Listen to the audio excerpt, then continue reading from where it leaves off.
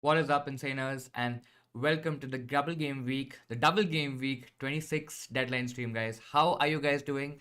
I think, welcome first of all of you. I think it's gonna be a carnage. It's gonna be a very, very great or a very massive stream. That's why we've kind of gone for this blockbuster 2.5 hour stream, where of course we'll be talking a lot about what happened last night or last evening in terms of the information that we got. There was a lot of information in terms of the upcoming doubles in 28 and 29. So there's a lot to discuss today. There's a lot to digest and understand in terms of what's the best strategy now, because there are certain things that have changed over the last few hours in terms of what people are doing, and we'll also deep dive into those.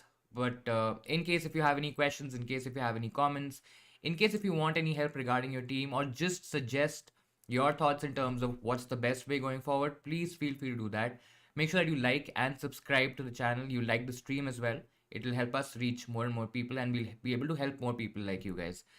Welcome again, all of you. Welcome, Shan. Welcome, Joel. Thanks for joining in and thanks for tuning in. Hi, Brian. Hi, Nigel. To you.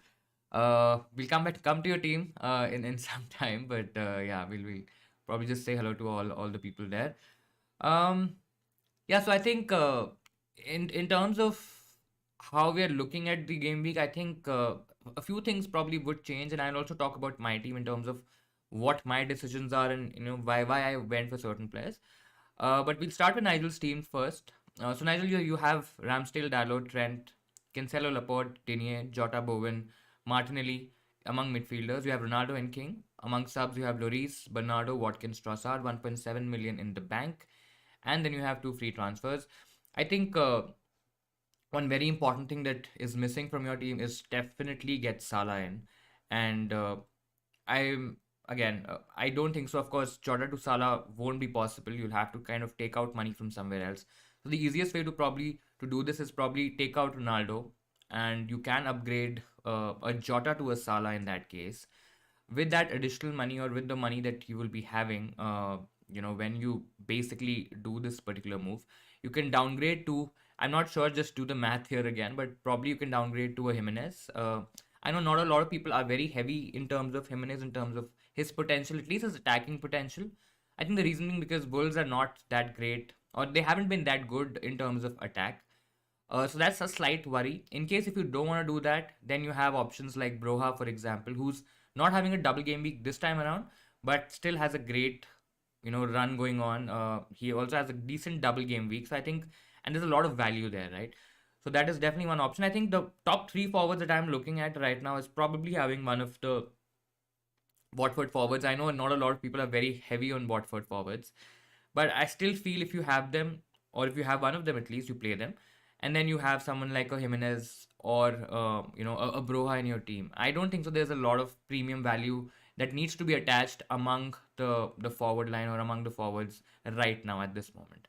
So I'll probably make those 2 moves. I'll definitely get a forward in depending on your budget, and I'll definitely take out Jota and get in Salah. If you want to take another hit, you probably can go for maybe an Arsenal defender. I think that's one way you can probably double up on the Arsenal defense. And this also kind of depends on what your strategy is. So you're saying Roberto Firmino in. I mean, he's okay as a differential, but I'm still a little bit more comfortable with a long-term pick. Again, if this is a very short-term move, then probably Firmino, the likes of Firmino and Diaz, I think they're good options. But in general, I think that the way, and that's totally the way I play this game. I try to kind of think a bit long-term in terms of my moves and my transfers, and I think the likes of Jimenez, the likes of Broha, for example, these are long-term picks, right? So I would probably go for that. And the rest looks okay. I mean, you can take additional hits. You can get in a Wolves player. If you're not free hitting in 27, definitely prioritize a Wolves defender. Again, this is a long-term move. Might not be okay this particular week, so might not repay your hit this week. But I think in the long term, it looks okay. If you're playing your free hit in 27, which I think you can. I mean, you have Trent, uh, you would have Salah, you would have Ramsdale. So there are three players. Then Martinelli becomes four. I mean, it's not a necessity, but in case if you want to play a free hit and take advantage of 27, then you can get an Arsenal defender as well. I think that's also an option. Shan, you've already taken a minus 12. Is another minus 4 worth it for Cancelo to Robertson? Might just free hit in 27 or play with 10 as Cancelo doesn't have any double in a long while. I mean, so Cancelo definitely doesn't have a double game week, but we're forgetting the fact that Man City is still a very good team. Cancelo's ownership is probably slightly going to get down because of a lot of people probably benching him this week. But in general, I think a lot of people would be taking him out and getting these doublers in, right? Because they're all very attractive in terms of getting 2 game weeks. But Cancelo easily can do really well against Tottenham. I mean, there's a chance that he does well against Tottenham, and I don't see him getting benched against Tottenham. So he can outscore a lot of double game week players. In general, I don't think so. A minus 4 for a Cancelo to Robertson makes a lot more sense. I mean, you will have to free hit again. I'm not sure whether without this move you'll still be free hitting Shan in 27 or not. But in general, I probably won't do it because it looks a bit short term. I agree that Cancelo doesn't have a double game week in a long time, but he still has great potential. I mean, we should not forget that City is still Man City, and they are really playing well. So having a single game week player is still not a bad option. Brian, this will take 2 comments. I will wildcard this week or in Gaming 31, which is okay. I'm already on a -8 this week and I have King and Regulon as one of those, as two of the doublers anyway. Quite poor form. That's absolutely fair. If I wait till 31, I take a -20 and 24 till then. I'll probably not do that. Again, depends on what your moves are. You're saying that I like this week to get 11 doubles, but I can keep till 31 and then triple captain Salah now and have it for 31 to 38, dead end into 30. I mean, if you can, again, whether, so the question is, yes, I agree that you can get a similar team to a wildcard team, or what people are going for in terms of the wildcard, but are those 2024, are those negative 2024 minuses or those hits really worth it? I mean, if we are kind of getting into that range, maybe it's spread over weeks, maybe it's, I mean, if it's in 1 week, I'm really not sure what's happening there. But in general, I feel, is it really worth it? Because having the wildcard or playing the wildcard this week can also become a differential in itself, because a lot of people might be iffy about playing the wildcard now. Yes, 31 is definitely an option. I mean, you know, you can definitely play a wildcard in 31. You can dead end all these players who have players from Leeds, players from Villa, players from Arsenal. Arsenal still has decent fixtures even moving forward, but I think that's also a viable option. Again, it also depends on what your strategy is around that wildcard. Are you planning to bench boost around the wildcard? This particular wildcard, if you probably use it now, gives you an opportunity to probably bench boost in 28 or 29. I mean, if you wildcard in 28, then 29 becomes a good bench boost option if you can take advantage of those doublers. So in general, I'm okay. I know that you're already on a -8, and I would probably be okay going -12, -16 if it's spread over weeks. Maybe even if it's 1 week, maybe not -16.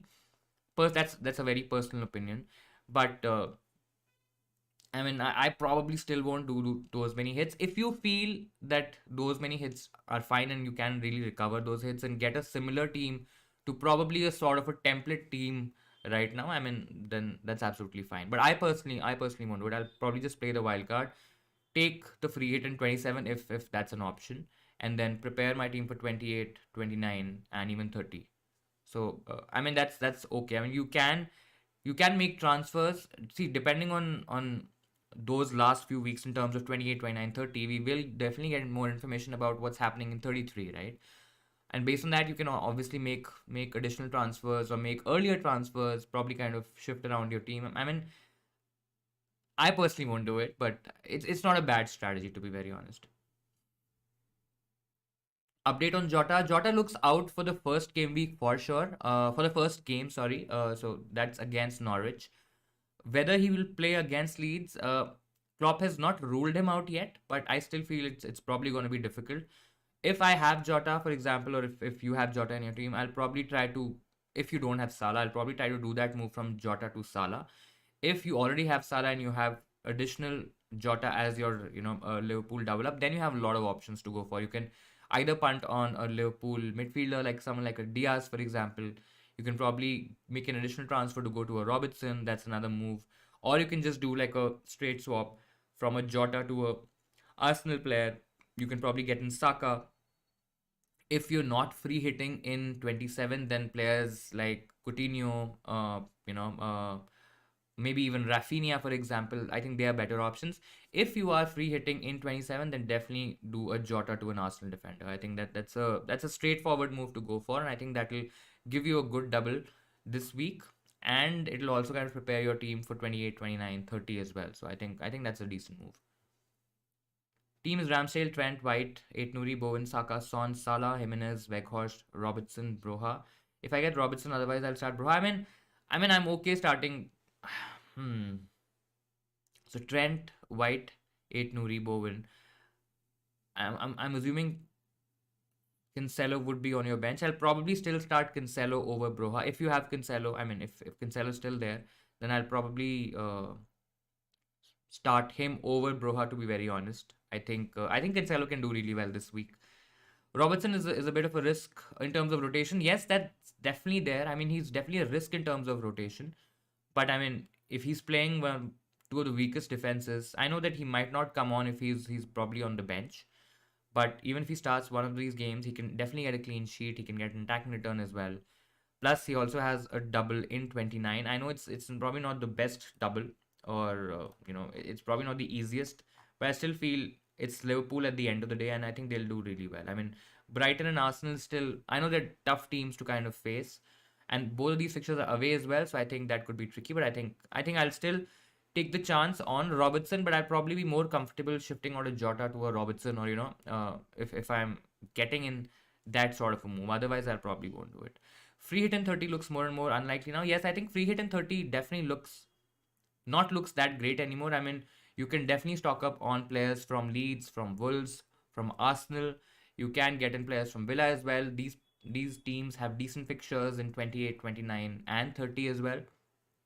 Plus, you'll be having maybe about 6, 7 players, maybe even up to 8 players, and I think that's a really good number for game week 30. A lot of people would be using their free hits.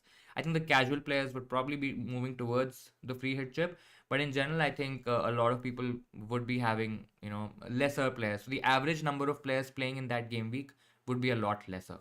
So I think that I personally feel that free hit in 30 doesn't really have any advantage right now, because a lot of people would already be having those players. And if you free hit those players in your team, I mean, you're not really getting an advantage. You probably free hit in 27, or you probably wait till 33 or later weeks.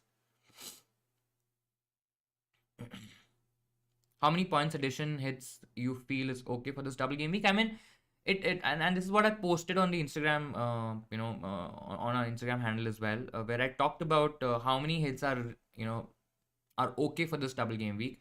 If you're solely looking for this double game week, and it kind of really depends on what your plan is for 27 as well, right? Because if 27 is a free hit, then you don't really have to worry about getting in Arsenal players, getting in Liverpool players, maybe even punting on a Chelsea player. I know nobody's talking about Chelsea players, but they have a decent run from game week 28. I know they don't have a double yet. They could have the double against Arsenal in 28, but that could be a decent punt.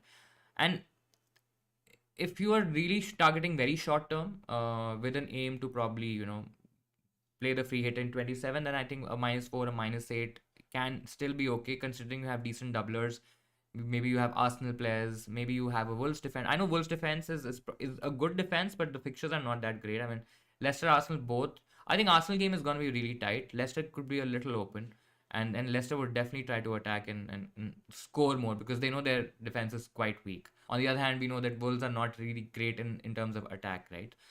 So a -4, a -8 still absolutely looks fine in case. Now, the other scenario is in case if you're planning your team for 27, 28, 29, 30, and if you don't play a free hit, if you're not playing a free hit, let's say if you just have one free hit and you don't want to play it now, absolutely fair. Or if you don't have any free hits available by some reasoning, and you just don't want to play your free hit in 27, then you probably taking a -12, taking a -8, a -12 is also fine. I mean, if you kind of reach the -16s, -20s, -24, that kind of a range, then I think you should probably just wildcard your team and then kind of see the balance in terms of, again, what your strategy is. Free hit in 27 or not free hitting in 27, because those will be two different strategies.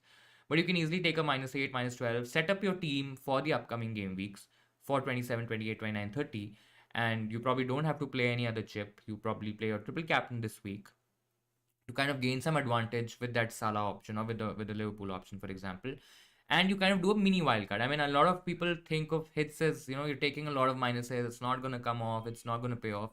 But you probably can think of it as a mini wildcard, something what Brian also mentioned earlier in the chat, in the stream, that he's probably thinking of doing these hits so that he can probably use his wildcard in 31, or maybe after 31. Let's say it's after 31, for example. Maybe it's 35. I think 35 now looks a little late because we don't know what's going to happen till then. We don't know how big a double game week 36 is going to be. So there are a lot of possibilities that can go wrong, and considering what we've seen so far in the season, I mean, there's a lot of information that's happening and we're getting it last minute, right? So there's not a lot of time to react to it as well. So I think if depends on your strategy. If you're planning a mini wildcard sort of a thing, and if you don't want to use a wildcard, -12 still looks good. In case if you're planning very, very short term, a -4, a -8, even a -12, again, depending on your strategy, whether free hitting in 27 or not is fine. I mean, hits this week are absolutely fine. You can take hits. There are a lot of doubles coming up. You might not be able to recover that hit immediately in this game week, but I think over the next 3 or 4 game weeks, depending on which player you go for, I think you should be okay. I still have my wildcard left. Might use in game week 28 and free hit in 27. I mean, yeah, wildcard in game week 28 looks a pretty good move. You can get a few teams with reasonable fixtures. Of course, you can stock up and kind of create a balance with the likes of Chelsea, and then you can go for players like players from Leeds, Wolves. Wolves defense from 28 looks really good. Villa players from 28 look decently well. They also have a game week or they also have a game in game week 30. So I think there are a lot of good options that you can go for. And free hitting in 27 is if you have 2 free hits, I think going for the upside and trying to do something slightly different. I know a lot of people would still be free hitting in 27, so you might not end up doing anything very different. But free hit in 27 is really looking good now. Should I take a -12 for Robertson, Van Dijk, a Wolves defender? Already have 8 doublers in my team right now. I mean, you don't have to take a -12 hit. Yeah, I mean, if you think these three moves with so should I take a -12 hit? I mean, if you're taking a -12 hit to get in the likes of Robertson, Van Dijk, and a Wolves defender, it'll depend on what your strategy or what your plan is for game week 27. If you're free hitting in game week 27, then I mean it's absolutely fine because you're getting Robertson, Van Dijk. I mean, I'm not sure whether you already have a Trent or you already have how many Liverpool players you already have, whether you just have Salah. But I think ideally you should have 3 Liverpool players for this game week for sure. And if you have Salah, you definitely should triple captain him. So if that's the strategy, I mean, and playing free hit in 27, then I think it's absolutely fine. You have 8 doublers in the team right now. 8 is a pretty good number. The average is probably going to be around 6. So in terms of the quantity, you should not be worried. You just should understand what your strategy is for the next game week as well, and probably then take that call. Would you recommend triple captain Trent over Salah? A lot of people are saying that Salah can get rested. I also have the same theory about Trent. I mean, what's to say that Trent cannot get rested? I know there are less options there, but I think Gomez is also back fit. There's Milner as well. I know they're nowhere close to what a Trent can give you. But if we probably get some leaked information, some news about whether Salah is probably going to get benched or something like that. I know the game is not right now, so we probably won't be getting much information. But if there are any leaks or anything at all, and if Salah is probably not starting, then I think it's still fine to captain a Trent. But I would still captain Salah. I would still triple captain Salah. I think that's the safe play. He's the best attacking player in the league right now. He's the best attacking player for Liverpool. He's the best FPL option. I know that last couple of games he's blanked, but because he's just probably come back from the crazy AFCON campaign and he's played so much. So yes, he can get rested, but even if he's playing maybe 120 minutes, 130, 140 minutes, something like that over the 2 game weeks, or over the 2 games in the game week, I think I'm still comfortable captaining or triple captaining Salah. -4 already taken, and got 9 double game week players. Want to change Jota, someone, Cornet or Rafinha? I still have my wildcard left, so I could get rid of Cornet in 28. I mean, um, yeah, Cornet is a good differential, and you can get rid of the Burnley player in 28 if you're wildcarding. I mean, that's a really good shout. He's going to be a great differential. Whether the fixtures this week are that great, I'm not too sure. But you're getting 4 fixtures out of him. He's not been in that great form. His numbers are also not that great. But I think he's still a decent option. Cornet is a short-term pick. So if you want a wildcard in 28, you can get rid of Cornet. That's an absolutely fair, assumption there. But if you're planning a little bit more long term and you're probably looking at game weeks 28, 29, even 30, for example, then probably go for Rafinha. But yeah, if you're dead set on wildcarding in 28, then Cornet is a good differential for sure. Because Rafinha also doesn't have the easiest set of games this week, and 27 is Tottenham, so I think that's also not that easy. So I mean, I can understand why you would want to have a Cornet, and I think it's a good move. It's an aggressive move. It's a differential, so I probably just do it. This is my first season FPL. Is it generally this hectic and crazy? I mean, it's generally not this hectic and crazy. I think a lot of craziness in FPL over the past 2 seasons has kind of come because of COVID, because of so many announcements, so many cancellations, so many games getting postponed, and then we have having a lot of double game weeks, stack of double game weeks one after the other. That's generally never happened, or generally doesn't happen in FPL. So it's probably not this crazy. We don't get information like this at the last moment, maybe a few hours before the deadline, and we have to kind of react immediately to it. But yeah, I mean, what a way to enter, or what a season to enter FPL. This is definitely crazy. Let's take 2 comments. I'm on a -12 right now. Jota and Ronaldo to Broha and Salah looks pretty good. These are early transfers, which are fine. Then Watkins plus Foden plus Gray to Jimenez on Rafinha. I like it. I think sets your team really well for the upcoming game weeks. Jimenez, on Rafinha, all are really good long-term picks.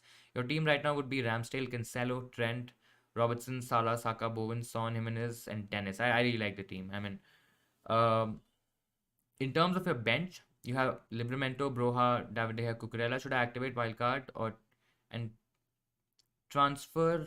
Uh, I didn't understand what TF is, but I'm assuming it's a you mean a transfer, and transfer Livramento, Cucurella, and David De Gea to Dinia, Saiz, and Sa as well. Also, will have 10 players even if I do a wild card. So for 27, so not sure about a free hit in game week 27. I mean, if you are pretty sure about having a decent team in game week 27, you don't have to press the free hit button. I mean, it's not a necessity. I think for somebody like me who would be having 6 players for sure out for the game week 27, I think that makes a lot more sense because I don't want to make transfers again. Because I don't want to get rid of my Liverpool and Arsenal assets, and the free hit in my scenario becomes a lot easier to kind of manage the upcoming game weeks. Um, so you've done two transfers already. Then you've also done Watkins, Ford, and Gray, or you could do Watkins, Ford, and Gray to Jimenez on Rafinha. I like these moves. I'm not. I'm not too sure of transferring even Livramento, Cucurella, and David De Gea to Digne, Saiz, and Sa as well. I don't even think it's. I mean, it's an okay bench. Yes, nobody has a double game week out of the lot, and if you get the likes of Digne, Saiz, Sa, yes, Saiz and Sa will be having a double. So I think in that scenario, I'm not sure. Just do the math here, but I'm not sure how many hits those will be. But that will definitely give you 2 double game week players in Saiz and Sa, and you know. Denier, I mean, Yeah, I'm not too sure on the bench boost, to be honest. I'll probably, if you're planning to play a chip this week, I think triple captain Salah is still the best option to go for. Is it time to sell Bowen now in the upcoming game weeks for someone like a Coutinho or Rafinha or something like that? I think you would probably not want to sell Bowen for getting in Coutinho and Rafinha. You could probably supplement your team with these three options. I think Bowen is still a decent option to go for. Yes, he doesn't have a double game week. The fixtures for West Ham are also not that straightforward. If you look at the fixtures, they have Newcastle, Wolves, Liverpool, Villa, Tottenham. So they're tricky fixtures. I mean, there's a case to be made to get somebody like a Coutinho, for example. But I mean, right now, probably it's still a wait and watch for at least one more week, maybe even 2 weeks, maybe even till game week 27. And if West Ham really dip in terms of their performance, then I definitely think there's a case to sell Bowen. But he's just been in crazy form, right? He's just been in absolutely great form, and I think it's difficult to take him out considering that he would be having a decently high ownership. Plus, he'll also be kind of. I think he will still do well. So you will still end up losing out on a lot in case if you don't have Bowen. But probably see it for this week against Newcastle. It's going to be, I think, interesting because Newcastle has improved defensively. Then they have Wolves, which is going to be a tricky game. I think these two games will kind of make us understand what to do in 28 and 29 with Bowen. So, I mean, I still feel right now it's a wait and watch. Jota replacements. If you are looking at short-term options, if you can play a free hit, then definitely Saka. In case if you want to go a bit punty on a Liverpool player, then probably Diaz is an option. He might not start both games, but I think he's a great punt. If you are planning a little long term and if you are looking at a Tottenham asset, then I think Son is also a good option, considering that you have some additional money in your bank as well, because Jota to Son would require some additional money. So it depends on your strategy. I think Arsenal players are really good. Arsenal players, I think I'll probably, if I have to rate, I think I'll probably rate Saka as the highest in case if you're free hitting. In case if you're not, I think someone like a Coutinho also probably looks pretty good. So I'll probably still have Saka because I'm free hitting in 27. I'll still have Saka as my number one pair. I'll probably have Coutinho second and Son third. The reason I'm saying Son third is that because I'm not still very very sure in terms of how Tottenham are gonna do. Yes, Son has a great record against Man City, and he's also done really well against Burnley in the last few games that he's played them against. But I just feel I'll probably see this week, this game week, and if Tottenham look really good, then I'll probably jump onto one of their assets. Son definitely looks like the best option and the best Jota replacement in that category. So I mean, depending on your strategy, I think these are the three options that you can go for. Prem, this is my final team. This is pretty much locked in unless we get some last minute information. I've already made my transfer, which is Dallo to White this week. Not making any other moves. I have 7 double game week players. Two of them not the strongest with Edward and King. I'm again not too strong because Edward is playing Chelsea and King has two tricky fixtures, and Watford generally haven't scored that much so far. So not really convinced, but I just don't, because I played my wildcard a little earlier. I have committed to that strategy. Of course, I cannot play the wildcard again, and it doesn't make any sense. I thought about it a lot in terms of probably getting in a Son this week, getting in a Jimenez, for example, maybe over a Mope who's on the bench right now, and probably bench Cancelo. But I just don't see the worth in it because I mean I know there's a lot of conversation around double game week players and people going on wildcards and people going all crazy about double game weekers. But Fernandes against Leeds is still, I think it's going to be an open game. I'm not saying this because Fernandes scored in the last game and that too at the end. So that's definitely not, I'm not basing my decision on that. I just feel Fernandes has been the better option or the better pick or the best player, in fact, for United. Even in terms of FPL, I think he has a lot of potential. And I think Leeds are generally very leaky. It's a derby game. I think there'll be goals in this game. I think United will definitely concede, but they can definitely score maybe a couple, maybe even more goals, right? And I think Fernandes is definitely going to be involved. So I think he has the potential to outscore the likes of Son, etc. So that's why I'm keeping Fernandes, and this is my final team. It is coming down to how many points triple captain Salah would pay back for me because wildcarders now can move forward and bank some transfers for 31 onwards. Yeah, I mean, um, yes, that's definitely an option because, or that's definitely one way to look at it because a lot of wildcarders would already have doublers for 28 and 29. They will save their transfers and they can attack a little bit more. That also gives them an opportunity to play their bench boost in 28 or 29, again, depending on what strategy. So, yeah, I mean, triple captain Salah, if he plays both, I think there's a good potential that he can get to something maybe like a 20-25 point haul easily. If he plays both games, if he starts both games, I think there's a lot of potential in Salah against the two worst defenses in the Premier League right now. So I'll still back him to do well. De Bruyne, Fernandes, Dalot, and David De Gea to Salah, Son, Sign, White for -8. I think these are good transfers. I'll definitely do it. Should people with only one free hit left go for using the free hit in 27 or keep it later? I mean, it depends on your team as well, right? If you're really struggling to play, if you have 6 players from Arsenal and Liverpool, and you would probably not have, you probably just have one free transfer. One option is to definitely take hits, but the free hit in 27 gives you an opportunity to get in maybe a Son, which you may or may not want long term. Again, Son is a different example. You can also jump onto Man City against Everton. I think that's a really good fixture. You can also take advantage of uh, probably even go for, again, I don't want to say Newcastle, but yeah, you can take advantage of the Burnley double. That's definitely there. You can also go for somebody like a Newcastle who's playing Brentford. So I think there is merit in playing your free hit in 27, even if you have one free hit. If you are not wildcarding in 26, which is this week, free hitting in 27 could still be an option. You can wildcard in 28, and then you can set up your team for 28, 29, 30. Other option is you probably get in players with transfers and you probably play a wild card in 31. Yes, there could be a chance that 33 is still a double game week. Now, 36 might not be as big as a double as we all are expecting or were expecting. And plus, that time, I think a lot of people would go for certain players with a lot of course, there'll be a lot of research, a lot of news, a lot of gut involved in it.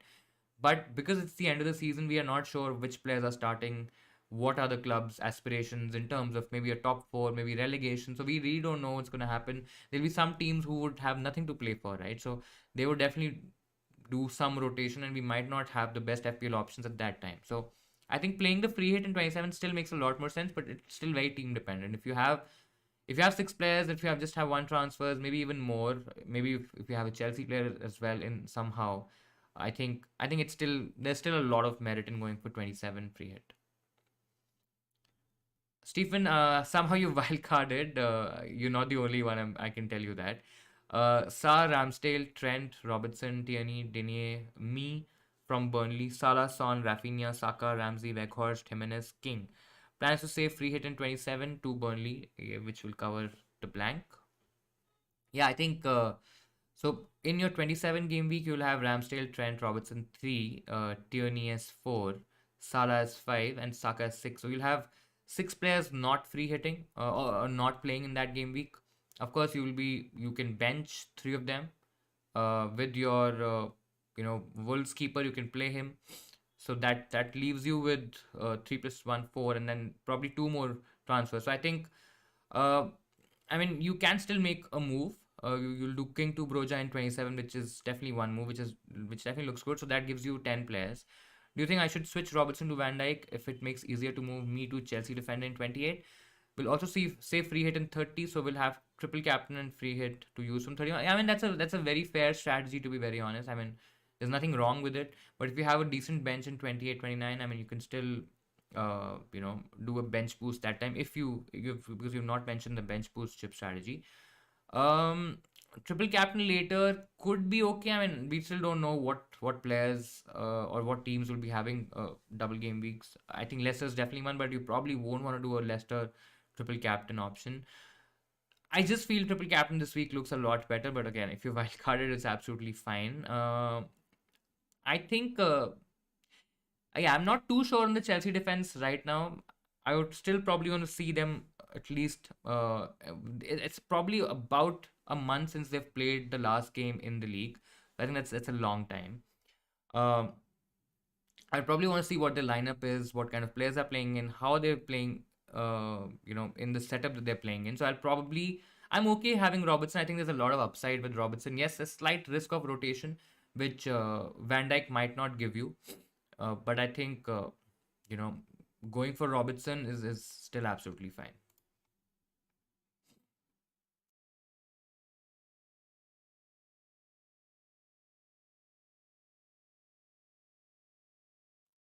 We'll take up the next one.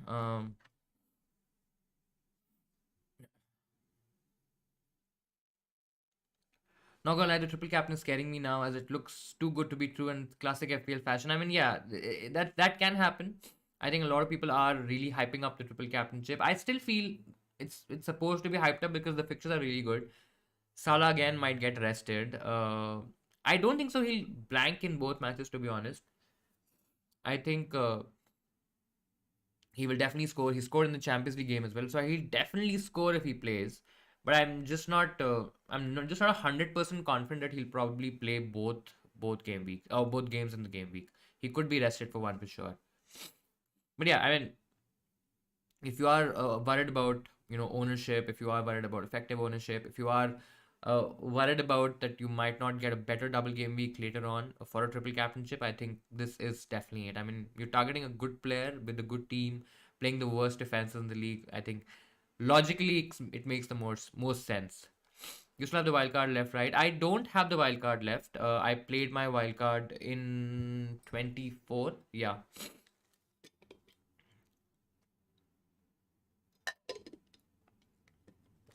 I went a little early. I went a little differential in terms of my wild card. I don't have my wild card left. If I would have had it, I think this week would have been a good week to play it. Even 28 would have been a decent week. What are your thoughts to delaying it for 31 or post that? I mean, it depends on your team. If you're free hitting in 27, that's one week that you really don't have to care about.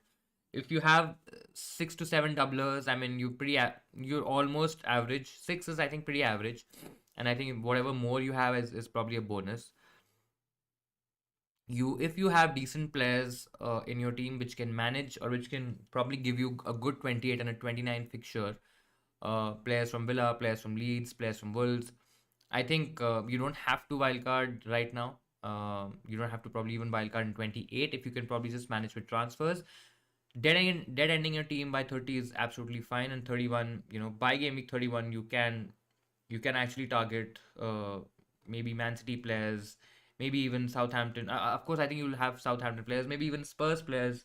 I think Spurs still have a tricky run, but yeah, there are different options that you can go for. Of course, there'll be a double game week in 33. There could be a double game week in 35, 36 as well. Might not be as big as we probably were expecting, but I think that still could be a double game week. So I think there are options that you can go for. I don't think so. Everybody is going for a wild card this week. I know a lot. I think the Twitter FPL community, most of them seems to go on the wild card this week. But I just feel FPL in general, probably a lot of people would still be wild carding in 31. So it could be it could be fine if you can manage 27, 28, and 29, even 30, without taking a lot of hits and having the players that you are expecting to have quite comfortably. I think that's an absolutely fair strategy. Robertson or Van Dyke on wildcard. Haven't wildcarded just yet. Just thinking. I think I'll definitely go for Robertson. Has more upside. I know Van Dyke is probably a little more nailed and he's a danger from set pieces, but I'll still go for Robertson for the attacking upside. Ramsdale, Cody or Sa, Tierney. I'll probably go Sa Tierney. I think that looks like a better overall combination. Antonio, Bruno, Foden, Brownhill, Jota out for Salah triple captain, Jimenez, Son, Cornet, Saka for a -12. I think it looks good. You're getting rid of Foden, might not start. Brownhill again is probably not much of an FPL asset anyway. Bruno, I think, would be important to get in Salah. Jota also gives you the chance to go Son, Cornet, whichever one. Of course, you're kind of transferring out. And Saka is also pretty good. So I think a decent move. I'll definitely do it. Antonio and Watkins keep or sell and their replacement. I think I'll definitely sell both. If I had both, I'll probably sell both.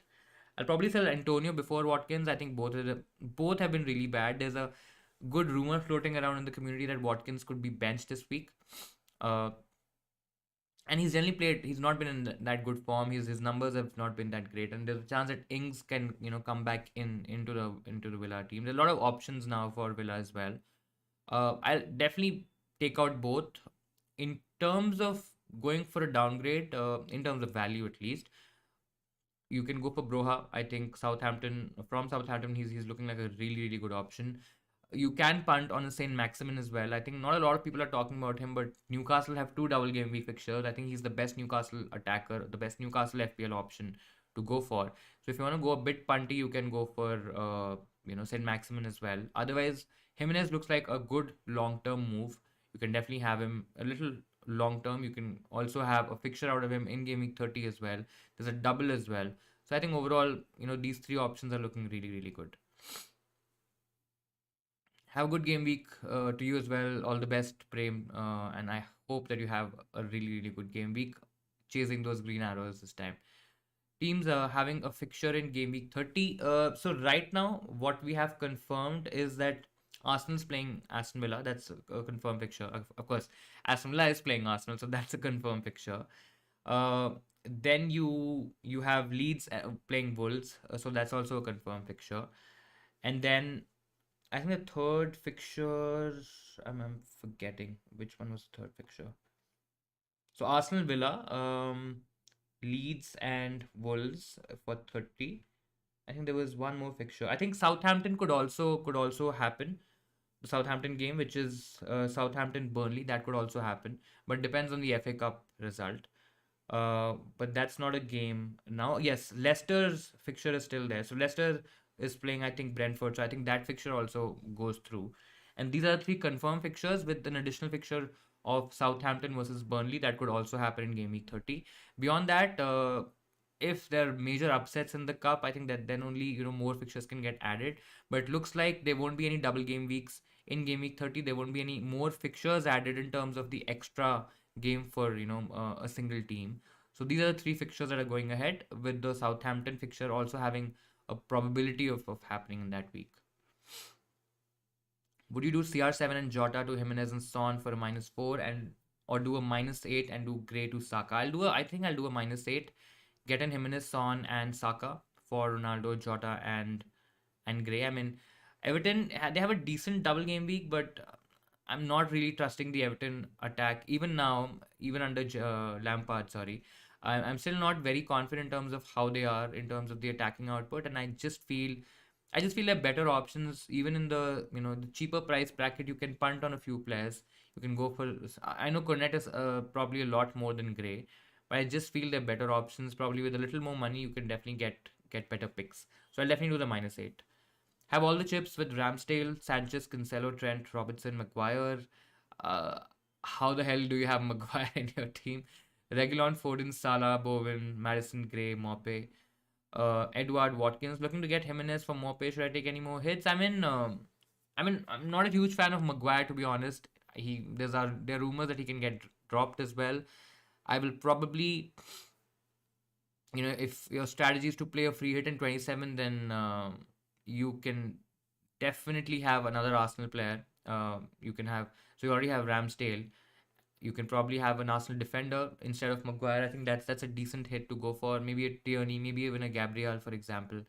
I think Reguilon is also probably a doubt. There are rumors that he might have COVID, so I think that's also probably a little bit worrying. There are options. I mean, you can do a lot of things with this team. You can probably take out Madison and then go for a Rafinha, for example. Maybe even Coutinho if you're planning a little long term. You can do Saka as well, because Saka is also an option. So that totally depends on your strategy. If you're looking to play a free hit in 27, I think you can take a few hits, set up your team for the upcoming game weeks as well, and I think that's where it is. So yeah, start Lucas Digne, Ramsey, or Antonio. Out of these three, I'll probably start. I'll definitely not start Antonio. I'll probably start Ramsey for the attacking output, but I think Digne, even against Watford, is looking good for a clean sheet. So I personally start Ramsey because he could have attacking output, but Digne is also fine. So I'll probably start one of those two.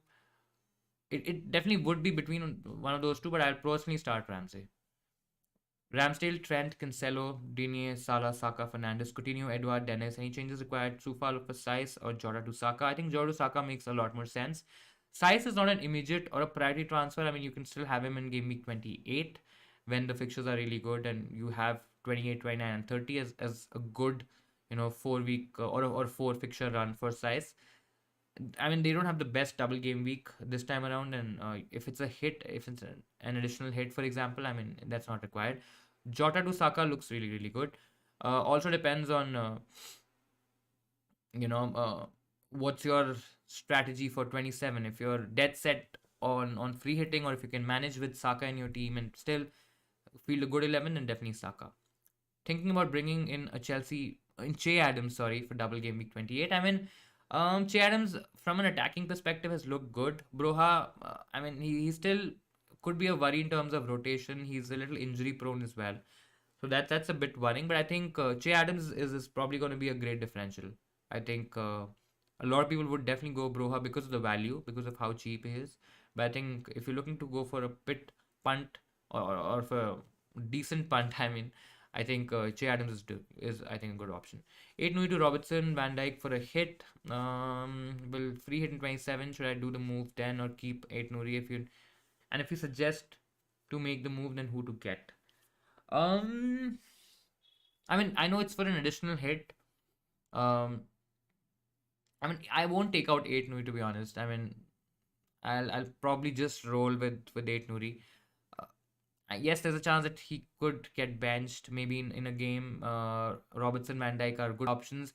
If you're free hitting, and again, depends on what your plan is. I mean, if you plan to get back a Wolves defender by again making the same move, then that's an additional transfer. Then don't do it.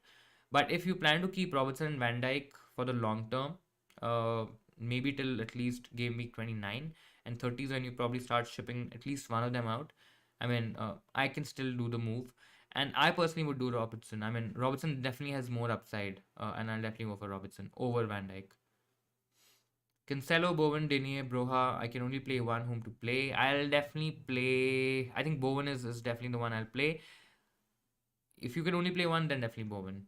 I have 10 double game week players plus Cancelo, Bowen, De Gea, Smith Rowe, Saint Maximin, Sufal. Should I bench? I think I'll still triple captain Salah. I mean, you have. Hmm. Yeah, I'll still triple captain Salah. I mean, Cancelo, Bowen, De Gea, Sufal, Smith, Sin Maximin. Why am I saying Smith Rowe?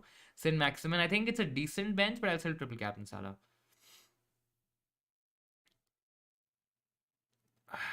I mean, in Game Week 29, his double is not as good as this one. Yes, I understand why you're saying that he might not play 180 minutes because he's been playing a lot of games and he might require a rest. But Brighton and Arsenal, both away games, yes, their away record has been really good this season. But I'll be a little wary in terms of, you know, playing the triple captainship. Then I still feel this is a better week too. When you're comparing the triple captainship, I still feel this is it's a better fixture. I still feel he can play both games. He might come off earlier, but I just feel that this is the fixture to go for. Unless of course, we hear any last minute news or last minute information about Salah getting benched and that kind of stuff.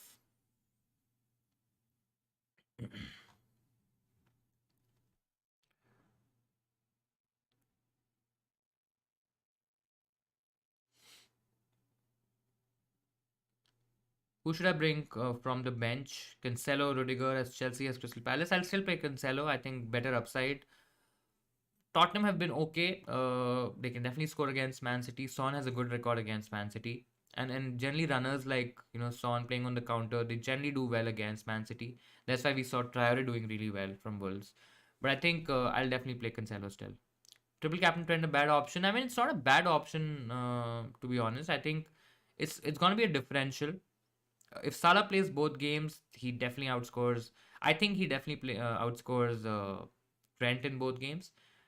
But I mean, if you're okay taking a bit of a risk, then Trent is not a bad option for sure. Do I play Dennis or Antonio? I'll play Dennis just because he has a double game week. I know it's Watford, but I'll still play Dennis. I have Bowen on the bench with the likes of Entnuri and Olise playing ahead. Is it fine? I mean, both of them don't have that great a double game week, but it might not be wise to bench a double game week player considering that you'll have an extra fixture out of it. So it's not ideal.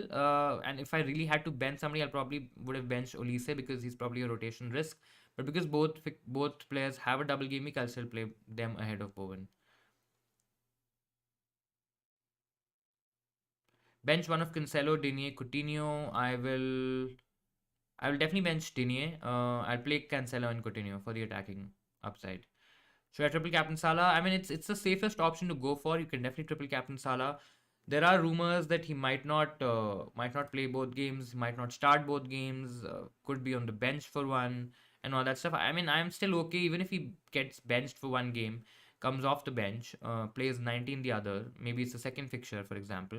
I still feel that's a viable 120, 130 minutes, maybe even 140 minutes against these two teams could still mean a lot of FPL points. So I'll definitely triple captain Salah. David De Gea versus Foster. I'll go for Foster considering that he's cheap. He also has a double game week, and yes, he's not playing a fixture in 30, but neither is David De Gea. So I think definitely Foster. If it's this week, I think Leeds can still score against Man United, and Watford also don't have a good fixture. But yeah, I mean, in general, if the option is in general which one to go for, I think Foster is the better one. David De Gea, Broha, Digne, Bowen, bench worth the bench boost. No, I think there could be better benches. There could be a better bench in 35 and 36 that time as well. 36 as well when there's double game week. Even 33 if you have the right set of players. Maybe even 28, 29 depending on how your bench is, and you probably bench the stronger single game week players. But I still feel it's just that triple captain Salah this week looks so strong that I'm a little wary in terms of doing the bench. So let's say if Salah, again, this is all conjecture and it's all assumptions at the end of the day. If Salah scores about 20 points, for example, with the additional triple captain, you'll of course add those 20 points. So now, are you expecting David De Gea, Broha, Digne, Bowen to probably give you 20 points? Maybe again, that's if Salah scores 20 points, right? If you feel it's they're definitely gonna outscore Salah, then you go bench boost. Personally, I'm a little bit more hellbent on the triple captainship. Shine, you keeping 8 Nuri? Your team looks like Ramsdale, Trent, Cancelo, White, 8 Nuri, Son, Bowen, Saka, Salah, triple captain, Jimenez, Weghorst for a -1. I mean, it's a decent team to be honest. Thank you so much, Varun, for the nice comment. Thank you again. Will Regulon play both games? There are rumors that he's probably out with COVID, but we'll just quickly see if we have any information there. Yeah, so Regulon was not pictured in training yesterday, and their Conte told in his presser that one player has COVID. Now Dyer's back, Skip is back, Tanganga is also back. Bergwijn has a small issue, but he's available. One player has COVID. That's what was shared from Conte's pressers as well. Could be Regulon as well. I think if he has COVID, then he's definitely not starting both games. I mean, there's no chance that he starts either game. I still feel if I have him, I'll probably try to move him to, maybe a Wolves defender, maybe even an Arsenal defender if you're free hitting in 27. I think that's the better play here. Is bench boost now a bit safer, as if Salah is benched now or plays reduced minutes? It might waste a triple captainship now, and the EU of Salah will be a bit low due to the wildcard. I mean, the effective ownership is going to be a bit lower, so I'm not saying you'll really lose out on a lot, but even if he has reduced minutes, I still feel he can do well against these two teams. I mean, we're forgetting that both these teams are really bad defensively. I mean, uh, Leeds, Everton scored 3 pass leads, and Leeds have been really, really open. Generally, we see the Liverpool Leeds game has a lot of goals in it. Norwich also, yes, they've improved defensively, but I still feel Liverpool is too strong for a Norwich team. So I mean, it also depends on what players you have on your bench, right? If you have at least one doubler, maybe you're doubling keeper, maybe two doublers, and then you have 2 or 3 single game week players, for example, then bench boost is definitely better than Salah. I mean, I would probably go to that extent to kind of say that bench boost will probably outscore Salah because you're getting additional fixtures. Also depends on the quality of those fixtures and which players you're targeting. But let's say if you have the likes of Cancelo, Digne, Coutinho, I mean it's a decent bench, but I mean Watford could keep a clean sheet. That's a possibility. I mean, I'm not saying that will happen, but could be a chance. Tottenham could score. You might not end up getting a lot of points. It's still not that. If Cancelo was playing one of the weaker teams and Villa was probably playing Leeds, for example, I would have been a little more confident in terms of playing that bench boost. But I'm just not too sure on the bench boost. Would you recommend to go with the -12 to replace David De Gea with Pope, Ramsdale, Sa? I'll definitely do Ramsdale. Or even Sa is a good option. Again, depends on your strategy for 27. Your current 11 is David De Gea, Trent, Cancelo, Robertson, Bowen, Coutinho, Salah, Saka, Rafinha, Edouard, Dennis. I mean, I definitely can understand why you would want to replace David De Gea. And if you have to go for one, depending on your move, if you're not free hitting in 27, then go Sa. If you're free hitting in 27, I think Ramsdale is also a good option to go for. Bench is Foster, Broha, Dinier, Ramsey. I mean, yeah. So you see, it's Foster, Broha. Broha is playing Everton. He can do well. But again, it's not a double game week. It's not the easiest fixture out there. Then the other options are also not that great. Ramsey against Watford, Dini against Watford. Yeah, I mean, I understand they could do well, but I'm still not. I'm still not there. I'm still not sold in terms of the bench boost. Still now. I'm playing the free hit. What should I do? You're playing the free hit this week. I mean, it's not the ideal chip to play. If you had to play a chip, I think wildcard this week makes a lot more sense. So the triple captain, even the bench boost, in case if you have a good bench, that makes a lot more sense. If you have a free hit, then definitely double up on Arsenal and Liverpool. If you are, looking for differentials, then you have Diaz, for example. You can go for Van Dijk as a differential. Roberto Firmino is also a decent differential. So there are options that you can go for. Among other options, you can definitely have a Saka, Ramsdale, and maybe a Lacazette. I know not a lot of people are talking about Lacazette, but that's also a good differential. You can double up, maybe on the Wolves team, Jimenez and a Wolves defender. Not the ideal double game week, but I mean still fine. Rafinha could be a good option if you're looking at you know. Let's say if you're looking at a Burnley player, for example, then Cornet could be a good option. Weghorst could be a decent pick. So there are multiple options that you can go for, but definitely double up on Liverpool and Arsenal. I think a lot of people this week. I think that should be a good move, but again, you have a chance to go a bit differential here. So you can, rather than going for all the popular players, you probably can take a punt on a couple of players, and then maybe take a different approach or to handling game week 27. We'll take up the next question. Bowen or Cornet for this week? So Cornet has a double game week, but Bowen has Newcastle. So Burnley versus Spurs and Burnley versus Brighton. I mean, both are tricky fixtures. Burnley Brighton is generally a game which has a lot of generally has goals in it. So I'd probably uh, I'd probably just say Cornet because he has a double game week. But Bowen against Newcastle is good in isolation. But because if it was between a Bowen or a Coutinho, a Bowen or maybe a Cancelo, even I think Bowen would have been a better option. But because it's Cornet and he could play in both games, I'll probably just go ahead with Cornet. Triple captain it is. Yes, I'm very very set on triple captain unless there is definite official information from any leaked sources that Salah is definitely getting benched in this game week. Otherwise, it's definitely uh, you know triple captain Salah for sure.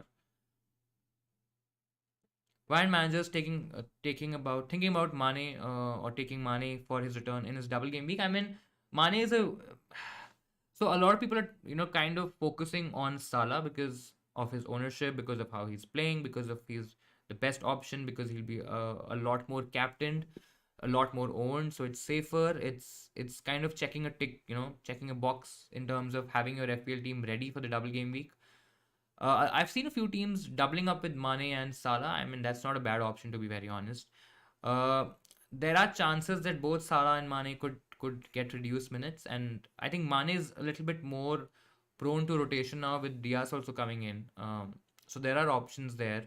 Yes, the Jota injury probably makes it a little trickier now because Mane could even get more minutes because that Firmino could slot in directly. Yes, there are chances that Diaz might still chalk off some minutes from Mane, but I think just because of his of his. Yes, he has potential, but just because he probably is not as nailed as people are thinking, I think that's why a lot of people are not going for Mane, and people have a bias or a preference towards Salah. So that's why a lot of people are not going for Mane in their teams for the double game week.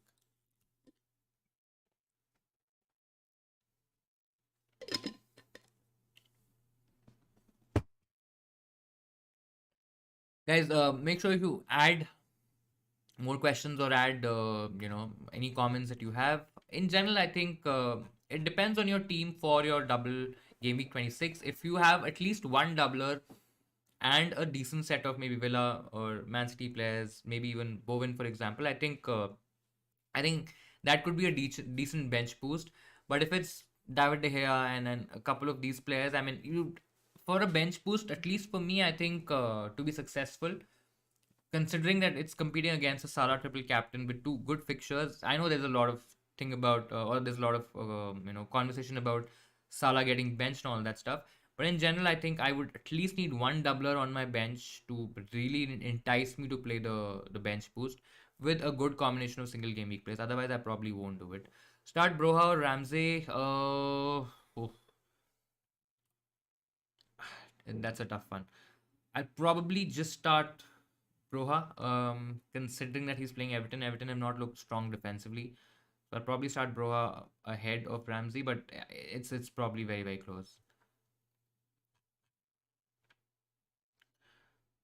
So yeah, let's see if we have any information or any news about any sort of leaks, anything that we can catch on. In case if you know about something, in case if you've you know if you know something that I don't, or probably it's worth sharing, make sure that you also add that in the comments or in the chat. Weghorst passed fit to play. I mean, yes, he's passed fit to play. But again, whether he's going to play both games, I'm not too sure. Sean Dyche said that he is okay, and the injury or the knock, etc., didn't look that serious. So he's probably definitely going to play. Whether he's going to play 19 both, maybe not. But he's definitely fit to play.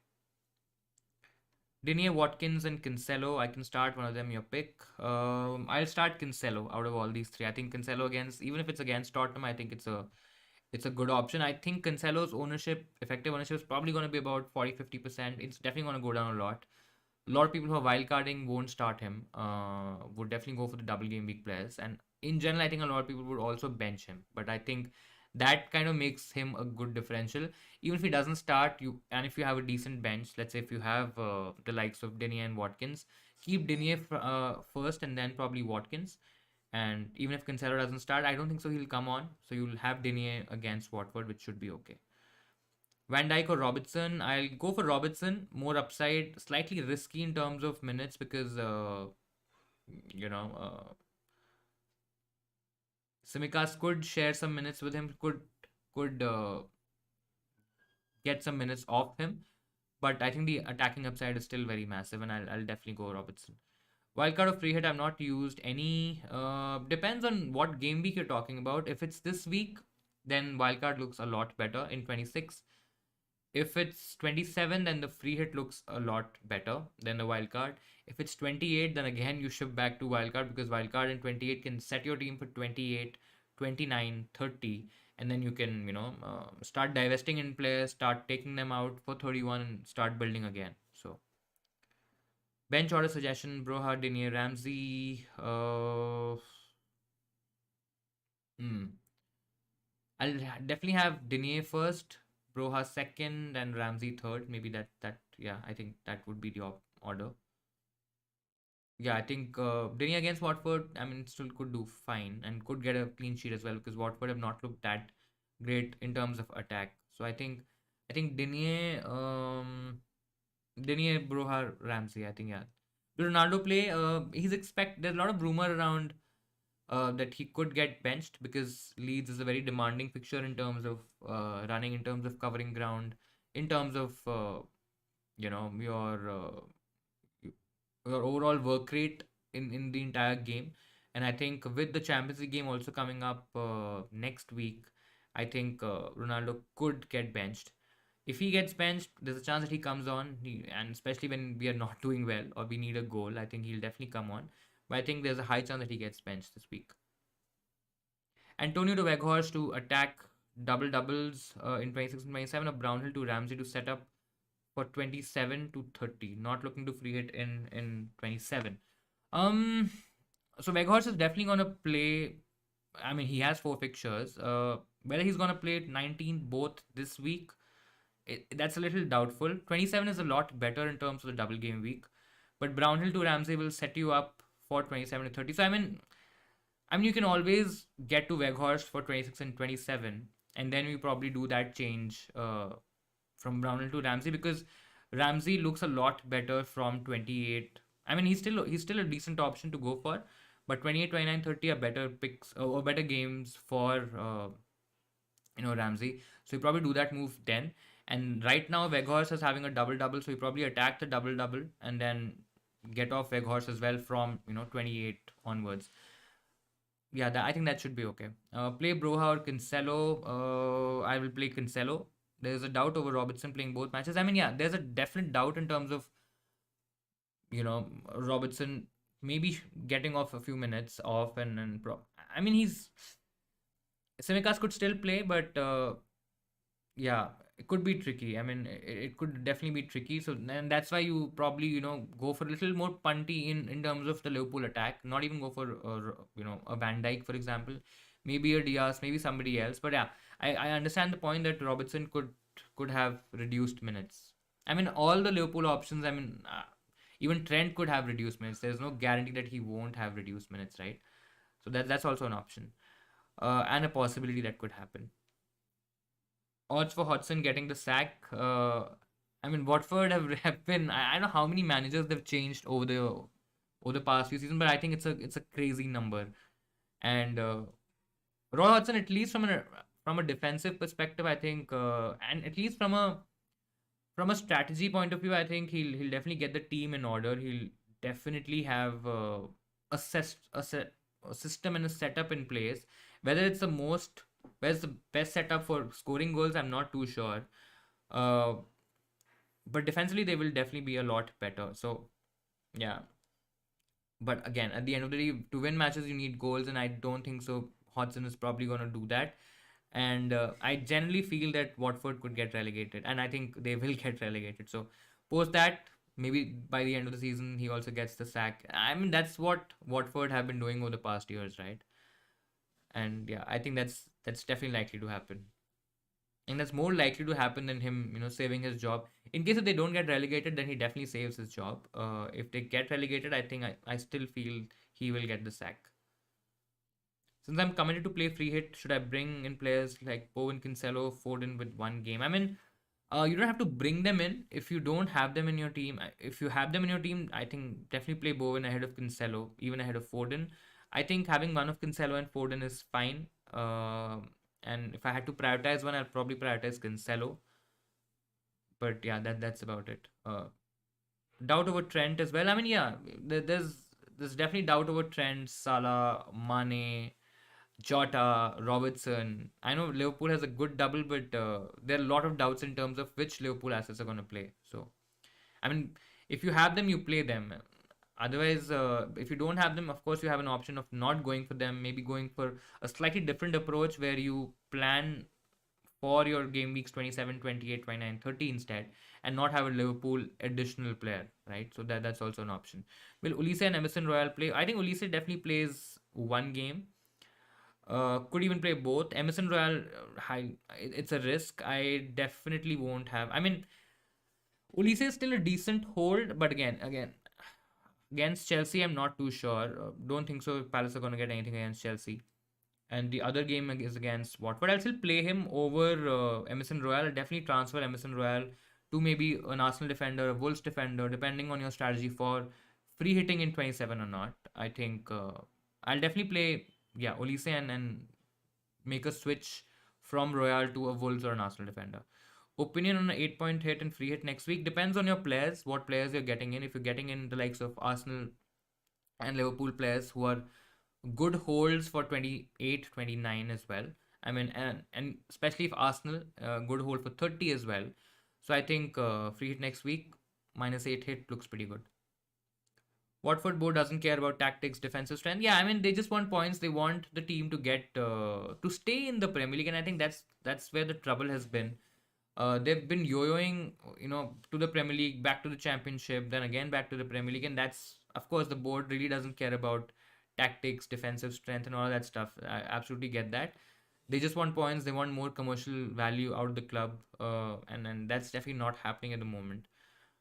And it's just a messed up place to be at, to be very honest. I mean, it's probably the most toughest managerial jobs to kind of go for, because you don't know how, that there's always be this, this thing over your head where a few results going off and you can easily get sacked. Best striker option on wildcard apart from Lacazette, I think I would definitely go Jimenez. I know it's not the best double game week fixture this time around, but I think in general has a really, really good run from 28, 29, 30 as well. So I think that's definitely one option. Broha is also a cheaper option in case if you're looking to save some money, invest it elsewhere, make your team better in other areas. Then Broha from Southampton is also looking pretty good. Has good fixtures, has a good double as well. And I think looks like a really good value option. Hey, why did you go with such less double game week players? I mean, the reason again, I don't think so. I've gone for less double game week players. I think the top 10K would definitely have maybe close to 8 or 9, maybe even 10, maybe 9, 8 to 9 is going to be the number. But I generally don't think it's less number of game week double game week players, because I think 6 is probably going to be the average. Maybe 6 to 7 is going to be the average. So I'm dead around the average mark. I could have gotten Son instead of Fernandes, maybe Jimenez instead of Mope, but I think Fernandes can outscore Son this week definitely. I'm free hitting in 27, so I don't really have to be worried about Son and Jimenez having that additional fixture. I mean, I can still get them on a free hit and probably not get them after that, depending on how Wolves and Spurs play. And I generally feel Bowen has a decent game. Coutinho against Watford still looking good. I'm not too happy with Edward and King, but I don't want to transfer them out just because they are average players having a double game week. I think it's still fine having them in my team. So overall, I think I'm okay. I can probably try to cover it with a triple captainship if Salah does really well. Bench is also decent. I don't think so. Any of these, maybe Cancelo gets rested, so Luca Digne kind of comes in. Against Watford, I'm still not, very against it. Wolves attack this double game week, not too sure of it. I think Martinelli really, really tricked us over, because if Martinelli wouldn't have got the red card, he would have definitely been in the lineup. So going a little early on the wild card, getting Martinelli instead of Saka, I think that kind of hurt our team a little bit. And with that, I'm probably missing one Arsenal player. That's why I got in White at least to kind of cover that aspect. But I think I'm pretty happy with my team. I don't have to take endless hits to, because I think I have Fernandes who could still be okay. I think he can outscore Son. I don't have to get him. I don't have to get. I already have Coutinho. A lot of people are trying to get Coutinho in their team. I already have it. Have Coutinho. I could have gone Fernandes to Saka. But I mean, I'm still okay with Fernandes. I think against Leeds, I think it could be a decent game. Plan to take Wolves defenders? Any suggestions? So if you plan to take Wolves defenders, then Sias, the likes of Sias, the likes of Cody, other and Kilman as well. I think these three are the most nailed. In terms of value, I think Sias looks really good at around 5 million. Maybe he's probably around 5 million. If you're looking to go a little bit cheaper, then I think Kilman is I think 4.6 maybe. So you can go for him as well. If you're really tight on money and if you're okay taking a bit of a risk, a bit of a punt, then 8 Nuri I think has 4.4, 4.5, something like that. You can go with him as well. I think these three are good options. Cody is very safe. I mean, he's cheaper, he's safer as well, but I'll probably want to target somebody like a Kilman or a Sias who probably have a little bit more attacking potential in terms of at least, goals from set pieces. Mane and Salah both in for this week. I like it. It's a differential move. Both could get rested. So it's a huge risk. You're investing a lot of money there. So it could be tricky, but I like it. Watford board is a B-Tech Chelsea. Yeah, I mean, what can I mean, it's just weird that sometimes when you're sitting from the outside and you're thinking about what's happening, with the board. Of course, we still don't know what's the exact picture there and what's behind the scenes there, but it is just a pathetic place to be in. Bench is Dallo, Mope, Broha, Davdea. I won't bench boost this team. I'll definitely triple captain Salah. I have two Arsenal players at the last space is Laka or Ramsdale. Who should I get? I think Ramsdale is safer. I think he sets you up well. He's a good option. He's not like your regular 2 pointer or 6 pointer keeper. He definitely makes a lot of saves. Arsenal are doing well in terms of defense. They're keeping a lot of clean sheets. Uh, I think I'll go Ramsdale over Laka. But if you're looking for a punt, or if you're looking to go a little bit differential, take a bit more risk, then it's Lacazette. But personally, for me, I think it's going to be Ramsdale, unless you already have a Sa in place, or a good double game week option, a good keeper in place. Maybe a Pope or a Sa, then probably I will go Laka. Otherwise, I'll definitely go Ramsdale. I've got King on my bench, and should I triple captain Firmino? I'm not gonna triple captain Firmino. I mean, even if your rank is a little lower, I'll probably triple captain Trent. Firmino is definitely not an option. I'm okay playing Firmino as a differential. I still feel it's a tricky one, but I think if even if you're triple captaining Trent, I think that's gonna be a massive differential. You don't have to triple captain Firmino. Is it time to sell Kane? My team is getting over budget due to him. I mean, I won't sell him this week because he has a double. I know it's Man City and Burnley, but he can still score. Uh, Depends on what your other moves are, but I would definitely not sell him before a double game week. What should I prefer? Sa plus Cody plus Jimenez combo. Sa plus Cody plus Jimenez, that's all worlds. With Saka, Laka, and White. Or Ramsdale plus Saka plus White. With Cody plus Jimenez plus Kilman. Okay, I'll just quickly read it again. So it's Sa, Cody, Jimenez, or Cody, Jimenez, Kilman. Saka, Laka, White, or Ramsdale, Saka, White. I think I'll definitely go with. Yeah, it's not too different, to be very honest. I mean, you're getting Ramsdale, and there you're getting Sa. I'll probably still prefer the Arsenal defense. I'll probably go for Ramsdale, Saka plus White, and Cody Jimenez plus Kilman. I think this is going to be a little bit safer, to be honest. If you're looking a bit differential, I think then you go with the Lacazette. But I think Ramsdale, Saka, White would be a preferred combination. So as one of the most underrated players, yes, he's definitely one of the most underrated players this season. You've owned him from the start. Yes, he's given a lot of points. Wolves have kept a lot of clean sheets. He's also making saves because of how well Ramsdale is doing, and probably are comparing him to be somebody like a Martinez, for example, which happened last season from Villa. I think Sa is definitely going under the radar, but I think both are really really good options. Will you take a hit to bring in Ramsdale from David De Gea to Ramsdale in when you have Foster as backup? I mean, yeah, I could still do that. Uh, I mean, it's a long-term pick. It's a long-term option. It sets you up for 30 as well, so I'll probably do it. Even if it's for a hit, I mean, it's fine. Again, could be it could be recovered this week. It could maybe take another week, and depends on your plan again for 27. But I think I'll definitely make that move. Pope's or Ramsdale. I think for me it'll be, if you're free hitting in 27, then it's gonna be Ramsdale, Sa, and Pope. If you're not free hitting in 27, then it's gonna be Sa, Ramsdale, and Pope. I think that would be my combination. Have you taken a hit this week? No hit might already be one of the best players. I mean, yeah, I hope that happens, but no, I've not taken any hits this week. I know people are taking minus fours. I mean, I've not even seen minus fours. People are taking minus eights, minus 12s, minus 16, and I don't know how much you are taking, but yeah, have not taking a hit is probably going to be a little better, but I don't think it's going to really make a lot of difference because a lot of players are doubling up or are having double game week fixtures this time around, and I mean that hit could easily get recovered even if those players just feature in the game, right? But I'm still confident in United. Wearing a United jersey today on a stream, hoping that United does well against Leeds. I mean, that's the least. It's a derby game. It's Leeds. There is a slight expectation that United. I mean, it's not slight. I think it's still a decent expectation, but I generally think that Fernandes could do well.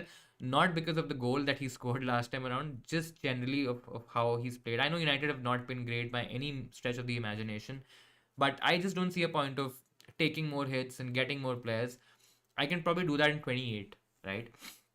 Because anyways I'm free hitting in 27, so if I want the likes of Wolves defense for example, or maybe a Spurs option for example, I can easily get them. This game week they don't have the best double, and again City it could be tricky, so I just feel I'm okay. I mean, I don't really have a lot of room as well, right? Because I want to keep Luca Digne, I want to keep the likes of Coutinho as well, Bowen as well. So then I don't have a lot of options. I can go Mope to.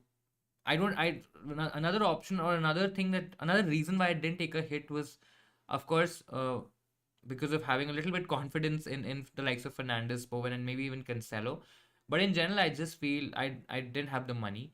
I didn't have any money in the bank, so Dallo to White was an easy transfer because it was the same value. But then if I have to make additional transfers, if I have to upgrade a Mope to, I can downgrade a Mope to a Broha, but would I really play Broha ahead of Bowen, Cancelo, or even Coutinho? Maybe not. Then that hit doesn't really make any sense. Uh, and going to a Jimenez was really difficult because, of course, the money was short by a lot, and I had to kind of take out Fernandez, go to a Son, and make a couple of other changes as well, which I didn't think were that great from this week's perspective. I know a lot of people are planning ahead, but I think it's also important to understand what your strategy is for this game week and the next game week, right? 28, 29, 30 is of course great, but we still need to nail 26, 27 first. I have Jimenez, Broha, one of on a wild card as my strikers. Who should be the third one? I think again depends on your plan for 27. You can have Lacazette as a differential. You can go for a King or a Dennis, who I know they're not great options, but still gives you a double game week fixture, an additional fixture. So I think you can go for those options as well. So you already have three Arsenal players, so then Lacazette won't be possible. Then you probably go for a King or a Dennis. I think that's a decent option. I won't go Edward. I won't go Watkins. I also don't want to go premium in terms of going for a Kane, for example. So I'll probably just go with one of the Watford strikers. Cancelo to Robertson cause of budget issue. Then the same switch next week. I mean, it's an additional transfer to be honest. I don't like it to be fair. I think it's fine. I mean, going with Cancelo, he could still do well against. If it's for a hit, definitely not. If it's a free transfer, maybe yes, maybe yes. Martinelli will attack potential with attacking potential playing home or Digne. I think I'll definitely play Digne over Martinelli playing at home, but playing against Wolves. I think it's not going to be that easy. So I'll probably just play Digne for Watford against Watford. Sorry, people on a triple captain Salah need around 25 points to make a genuine profit on the wild card. Wild card is my opinion. I think yeah. I mean, being people who are triple captaining on Salah, they definitely need a good haul from Salah. Otherwise, it's if Salah doesn't feature at all in one game week and he doesn't score, I mean, we are genuinely beep beep beep. So yeah, I mean, it's gonna be really difficult to watch that in case if that happens. Sanchez, Ramsdale, Digne, Trent. I think it's Roberts or Robertson. I'm not too sure. Cody, Tierney, Salah, Son, Coutinho, Rafinha, Saka, Jimenez, Broha, Saint Maximin. Triple captain Salah, bench boost in Game Week 29. With this, have 9 double Game Week players in 29. Um, I think so. Triple captain Salah this week looks a lot better. Maybe not for 29. I'll probably bench boost in 29. I think that looks a lot better. Cancelo or Foden will go Cancelo. I had brought Robertson as a differential, but with a Jota injury, almost all are buying him. I mean, yeah, everybody's buying Robertson. I'm not even sure how many transfers he's had. Let's just quickly see.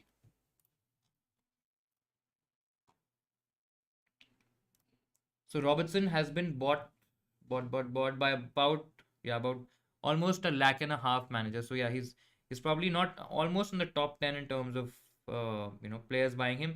Salah and Saka have been really crazy. I mean, Salah, of course, we know why Salah is being bought by so many people, but yeah, not having Saka in my team at least, and his ownership is already 22%. It's probably going to get a little more higher just before the deadline as well. So I think that could be tricky.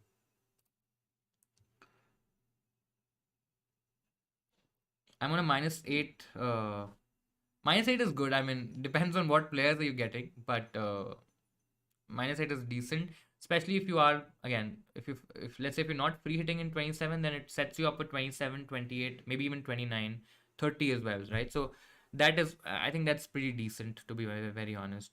You don't have to intentionally free hit. Minus 8 is decent depending on the players you get. Yes, I read about the Maguire and Ronaldo captaincy tussle. I mean, it's just going from bad to worse, isn't it? Not sure. I mean, you can't really trust the British media as well in terms of what they write and how much kind of comes out. But yeah, I mean, it's not looking that great. Uh, I don't think so. It'll be a big of an issue because I generally feel I know there'll be a power struggle or there'll be a power issue in terms of Maguire now. Because if Maguire is definitely not the captain, he's definitely not starting in that United lineup. He's nowhere close to even the top two. I would go as far as saying that Phil Jones, if given a run, could still be better than Maguire. Maguire is that bad. I mean, you can understand how bad he's playing. But yeah, could be. I don't think so. It'll be an issue because I think everybody, though, could be an issue as well because the camps could get divided. Portuguese players and people who are favoring Ronaldo could be on one side, and the others, because of the influence that Ronaldo has and because of what's happening with the team as well. I know that even with Ronaldo, yes, he's scoring some crucial goals, but in general, the play has not been that great. So things could even get worse from here. But let's just see. I just hope it's not really as bad as what it's coming out to to be as a power struggle in terms of the United captaincy. I generally don't like that thing happening with the club, and it's just going bad. Robertson or Van Dijk? Definitely Robertson. It's weird to say, but out of all the players, only Foster has remained in my squad. I mean, yeah.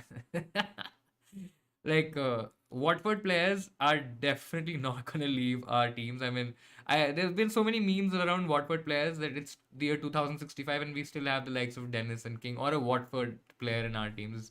It's just weird. But yeah, Gabriel or Tierney. Gabriel has better attacking output. No, I wouldn't say better attacking output, but has more goal threat.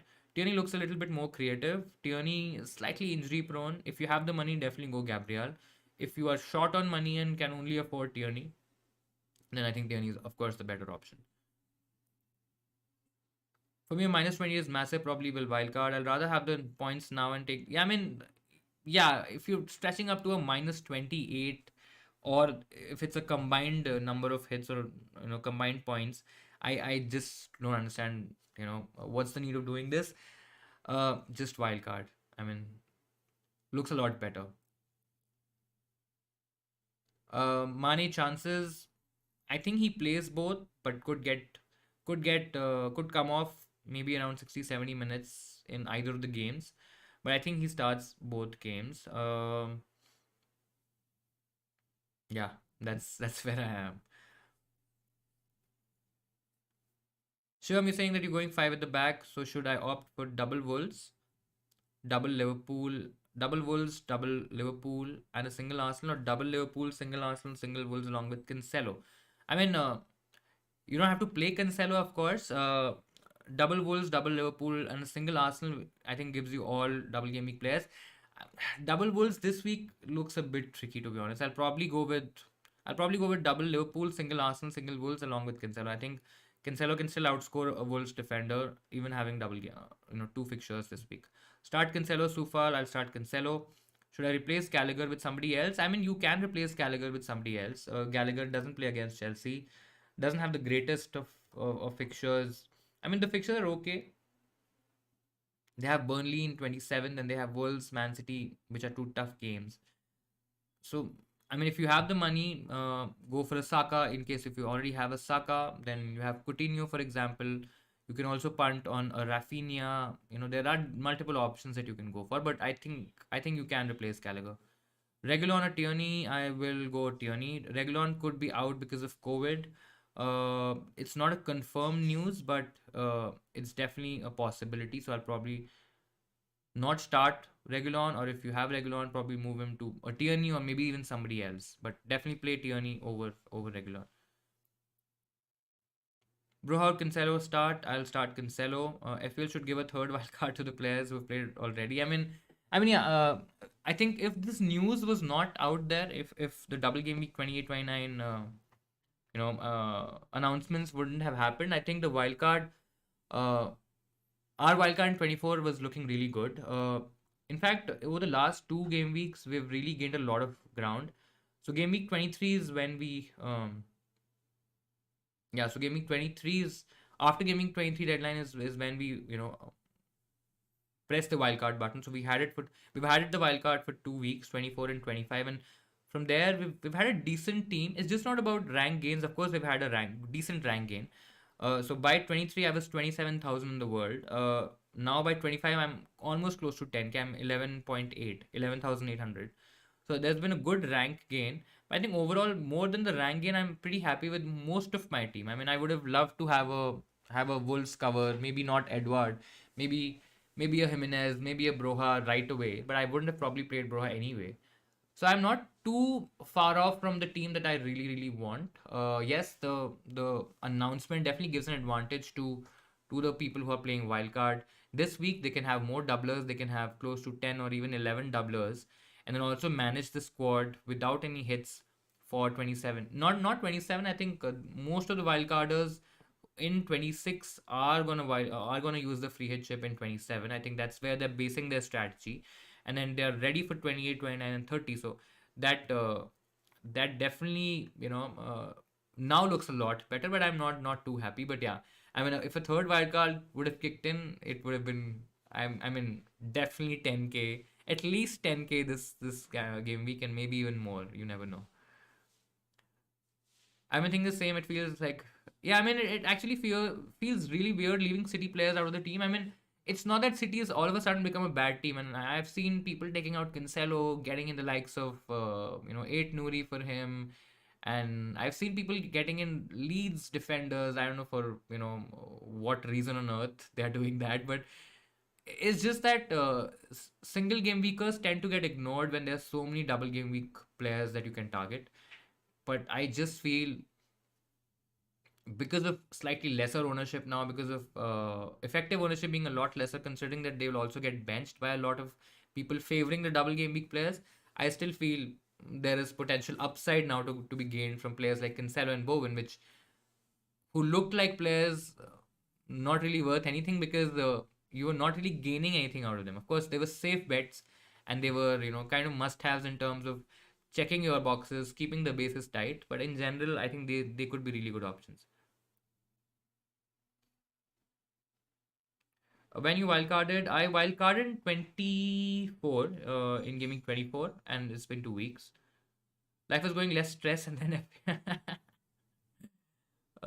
yeah, in fact, last night was so crazy. I was doing some of my other work, and suddenly my wife and she came to me and she said that the double game week has been announced, and I'm like, oh my god, we have to create a video and we have to create content around it. What is the double game week? It took me about 15-20 minutes because I went on Twitter and I realized it's probably better to kind of shut Twitter altogether because I think last night was of course IST. It was so crazy on Twitter. Everybody was just going haywire. People were taking -20s, -24s. People were wildcarding left, right, and center, and some people were using free hits. It was a chaos, to be very honest. It was really really chaotic. It was funny, but it was really chaotic, to be honest. Yeah, but yeah, that has really really messed up a lot of plans for a lot of people. It would have been a bit easier if 28 and 29 were not double game weeks, because I think the planning and the strategy would have been kind of similar. I think it also would have been a little boring. Now at least the template is completely gone, right? Because there are certain players like me sticking with single game week players, switching players and getting players in 28, 29 with certain hits. A lot of people are already doing that, or probably have already done that this week. A lot of people have taken the wild card. The people who have gotten the wild card, of course, won't have taken those hits, so they are at a slight advantage, absolutely for sure. But that's what it is. So yeah. Is Salah for Bruno and Zaha for Jota for -4 good transfer decision? I mean, Zaha is a bit risky, is a bit punty. Feels a bit punty because they don't have the best double game week. But if I really have to transfer one player from Palace, I think Zaha looks like the best option to go for. Um, yeah, I think I'd probably prefer an Arsenal midfielder, maybe a Saka, in case if you're playing a free hit, or if you can manage a team with Saka in it in 27. I think Saka would be a better option to go for. If you already have a Saka in place, then probably it's a good punt. But I would probably still look at a bit more long term and probably get in somebody like Coutinho, for example, who also looks pretty good, because I don't think so. We'll have Palace players, in 28, 29, for example. So you might just get Coutinho straight away and take advantage, save that one additional transfer and take advantage of this move. I don't regret using my wildcard in 24 as it gave. Yeah, I mean, it really did give you a good rank gain. I also gained a lot. The announcement of 2029 would be a little upsetting because now we'll have to take hits to get in certain players.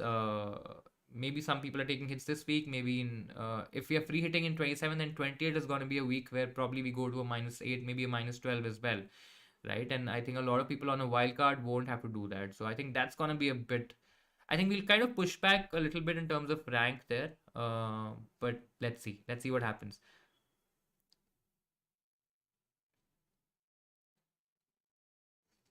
What do you think of Fernandez to Salah, Jota to Ward Prowse, and Reguilon to Robertson for a -8? I like it. I really like it, to be very honest. I think they're really, really good moves. Definitely worth a -8. Is Salah for Bruno and Zaha for Jota for a -4 a good transfer decision? So we're taking out Bruno, getting in Salah, taking out.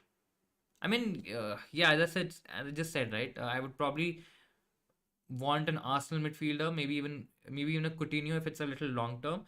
If it's too short term, you're okay taking the punt. Okay taking a bit of a risk. Then I definitely would. I think Zaha is still okay. Yeah. Jota to Saka, Dawson to Tierney, and Cash to Robertson for a hit. Yeah, I mean I'll do that. You anyways free hitting in 27, so you don't have to worry about Saka, Tierney, and Robertson. I'll do that for sure. Do you think Salah will start both games? He definitely starts one. Could start this one and then could be benched for the next game because of the EFL Cup final as well. But yeah, I mean, or he could even start. I generally feel he starts at least one. Maybe he gets benched for the other, but that's still decent in my opinion. Bench Weltman to get to get Diaz, Saka for a -4. Wildcard 28. So long term, no worry for me with Diaz. I mean, I'll still go with Saka. Yeah, I think I'll still go with if long term is not a problem with you, or if you're okay, keeping Diaz for long term, because I don't think so. Diaz is a very long term option, to be honest. I mean, you can take advantage of him in the short run, but I'll still prefer Saka. I think he's the more safer option is Saka, and if you're okay punting, then Diaz, but I'll personally go Saka. I'm on a free hit. Should I get Mane, Kane, or Van Dyke? I'll definitely get Mane because I think it's a good differential. I probably won't get Kane, and if you only have to get one player, I'll definitely prioritize Mane. But if you have an option of getting two players, I'll probably prioritize Mane and Van Dyke over a Kane, for example. Start King or Cancelo? I'll start Cancelo. Yeah, I still start Cancelo over King. I mean, I'm not too sure on the Watford double. But again, at the end of the day, it's a double game week, right? So if you feel that you can get something from an additional fixture, uh, you can start King as well. The logic says King because he has a double game week, but Cancelo against Tottenham could still be okay. I'll probably still start Cancelo, but if you start King for the double game week, it's absolutely fine. I mean, it's a close one, to be honest. Foden, Cancelo, Rafinha, Tomiyasu, Watkins, and Weltman. Which three to play? Uh, I'll definitely play Rafinha. I'll definitely play Cancelo, and I'll probably play Tomiyasu. Tomiyasu can start, and I think he's declared fit to start, so I'll probably take that chance. So it's Cancelo, Rafinha, and Tomiyasu. Yeah. Would you get Saka over Coutinho? 27 isn't a worry. Oh, I think over the run of games, I think it's probably going to be very close. I think Coutinho still has the potential to go really big. And if 27 isn't a problem, if you can manage 27, then probably you go Saka. But I think Coutinho is a really good option. I prefer Coutinho out of both, to be very honest. Spurs have a few doubles coming up. Why not go for Son and Kane? Yes, people have gone for Son and Kane. I prefer Son because he's more value. He's cheaper. He lets you invest a lot more, a lot better in other areas of your pitch. He's done well against both teams featuring this week, City and Burnley. So you can get Son. But personally, for me, it was not making a lot of sense because I have Fernandes who could still do well against Leeds, and for getting a Son, I have to take, I mean, I would have to take a hit because I had already made the white to Dallo to white transfer. So, and I didn't want that. I'm not sure whether taking a hit for Son is really good, especially when he has Man City as one of the games. So, I mean, you can go for him, but I'm probably just looking at them for one more fixture. Next week I might get some, maybe Son at least against Leeds because I'm anyways free hitting, so I'm not really losing out on a lot. And then 28 I can make a transfer. So, I mean, it's not a bad deal to be very honest. Should I take a hit Edward to Jimenez? I won't do it. I mean, I'm okay keeping Edward. I won't take a hit. If it's a free transfer, maybe yes, long term as well. But Edward is as bad as him. I mean, Jimenez. Wolves are not that great in attack, and Leicester and Arsenal. Leicester, yes, the defense is a bit leaky, but Wolves don't really create a lot of chance. They don't score a lot. And Jimenez's expected goal involvements, expected goal numbers have been really, really bad. So I probably won't take that hit. Ronaldo to Jimenez for a -4. Ronaldo is expected to get benched. Jimenez, if it's a long term move, then do it. I mean, I'm okay with that. Are you free hitting in Gaming 27? Yes, I'm free hitting in Gaming 27. I'm gonna target players from Man City, from Man United, even. Spurs are also a good option. Broha is gonna be good. There's the Burnley double also to attack, so I'm definitely playing the free hit in 27. I have 6 players. Martinelli has been such a big problem. He's not giving me anything in the double game week, and he's created enough problems for me to free hit in 27 as well. But I think free hit in 27 it could be really good. Firmino or Mane for 26, I'll go Mane. Was close, really flipped a coin at Saka. So yeah, I mean, go Saka. See, I mean, both are good options. Whatever your gut tells you, go for it. I mean, we can always talk about things, and I don't want to tell you what to do, or no. I think nobody should tell you what to do. People can just give you different opinions, and ultimately it should be your call. I mean, there's no point of copying people. There's no point of just blindly following what people are telling you to do. Play your own game. Think about it. Have a conversation with people so that you can get your head a bit clear. But if it's a coin toss that really helps you, happy to help there somehow. Eduardo Jimenez. Long term Jimenez for sure. This week, I still feel. I mean, Jimenez is okay, so I'll probably just go with him over Edward. Edward is Chelsea. That's a tricky one. Thoughts on starting Foster or David De Gea? I mean, if I have to start one, I'll probably start Foster because of double game week. I probably won't. I think Leeds can definitely score against Man United. Man United playing with Maguire at the back. Yes, there are goals in it for sure. No one's talking about ESR as Martinelli's out. I mean, ESR will definitely get a run, but I don't think so. He's going to get a lot of games. I mean, he's definitely going to get this game where Martinelli's out and he's going to play the first game against Brentford, and that's the money fixture. That's where you can really get a lot of points. But against Wolves, I think Martinelli is going to come back into the team. And it's anyways, I know it's a home fixture for Arsenal, but I don't think this is going to be an easy game for sure. Fernandes or Rodriguez, who has 2 double game weeks?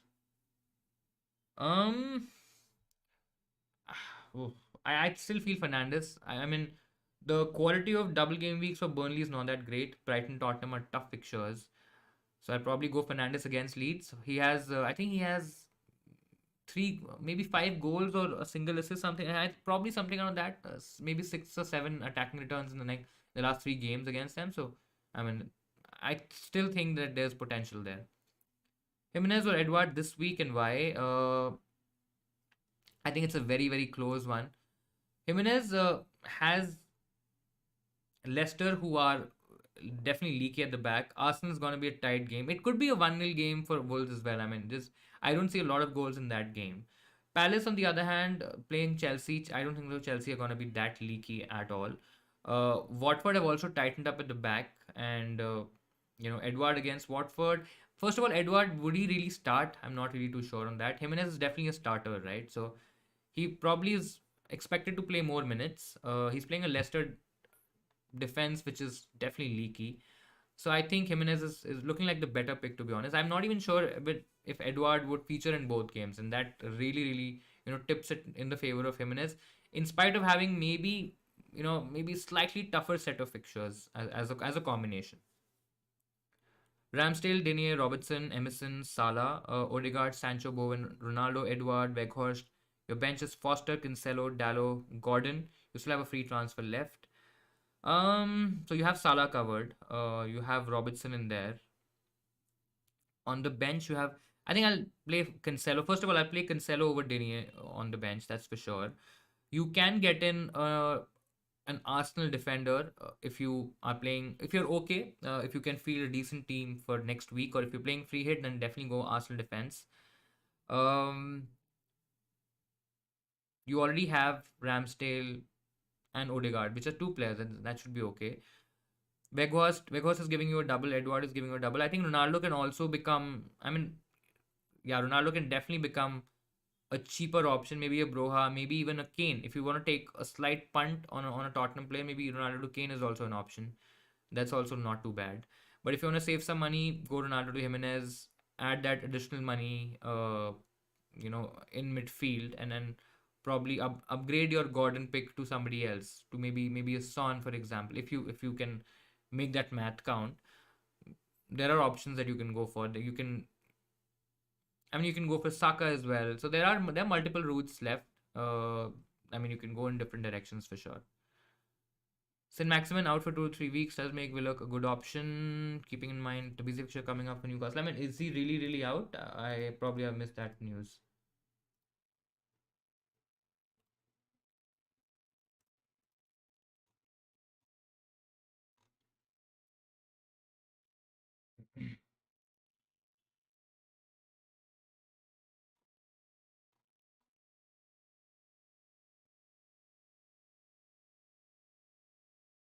I think there's no information on.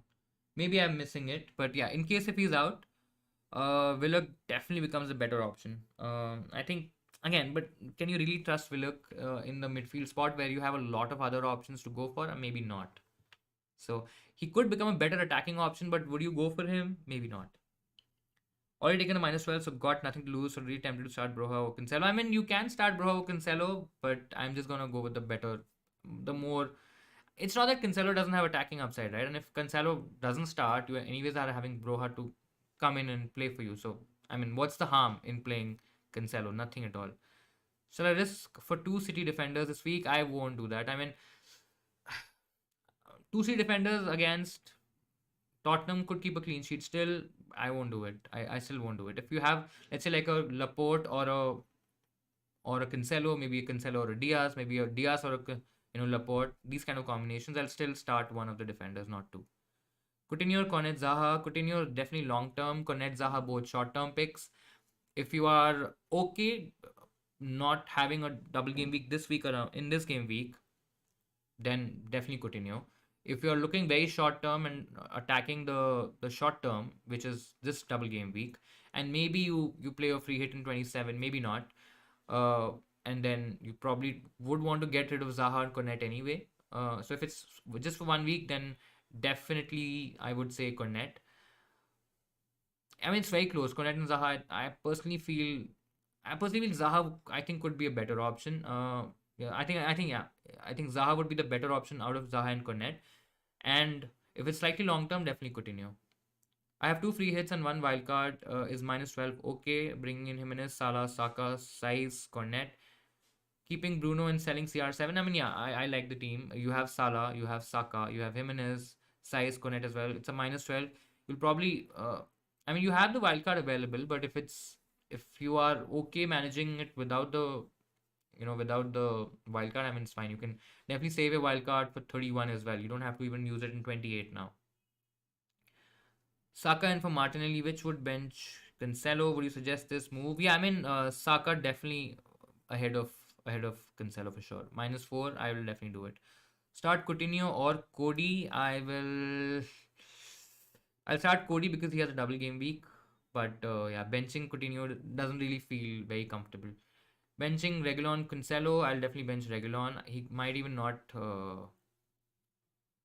play the double game week. He might have COVID as well. So, check Jordan Cronin for the Newcastle update. I'll definitely do that. Thank you so much for sharing that, Tejas.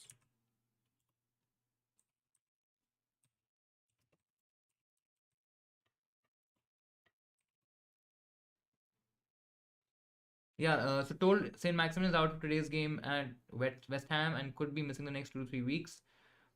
Yeah, I mean, if that's the case, definitely Willock becomes a better option. I'm just not too sure of, how good Willock would be in terms of competing with the other midfield options, which look a lot more superior at the moment. So that's my slight, or that's the note that I would want to keep in mind. Any reasons not to take out Martinelli this week? I mean, I didn't have the money to be very honest. Martinelli is. Let me just quickly check how much is Martinelli. Martinelli is 5.3. I don't have any money in the bank. I could have gotten Ramsey, for example, which I don't really like because I already have Coutinho, and I'm not going to play one of them for sure.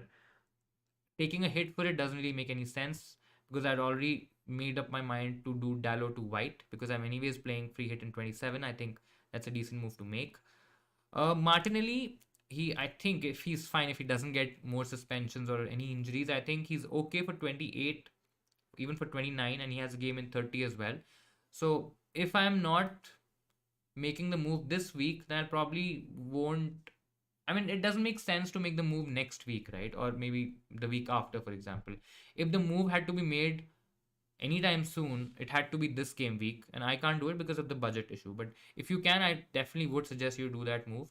Saka is looking like the better option. He has a better game week. He has Brentford, which could be the money fixture this time around.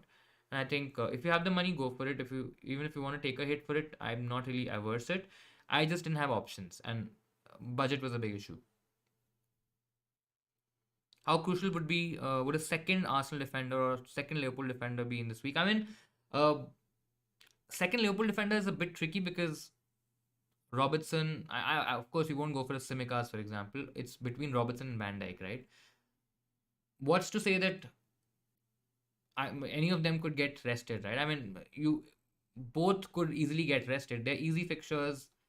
Klopp might decide to rest them for the easier fixture, and we're targeting them for the easier fixture. And Klopp again won't have that mindset in terms of FPL, right? So he would want the best for his players and probably give his players a bit of a rest. Could be an option, but I generally like the Arsenal defense in general. This week, I think only for the attacking upside, I like Liverpool's double up in defense. If you're going for a Ramsdale and a Gabriel or a Tierney, I think it's still okay, but I still prefer the Trent and the Robertson combination. I think it's really really powerful. But if you're going for Ramsdale and White, I mean White doesn't really give you a lot of attacking returns anyways. So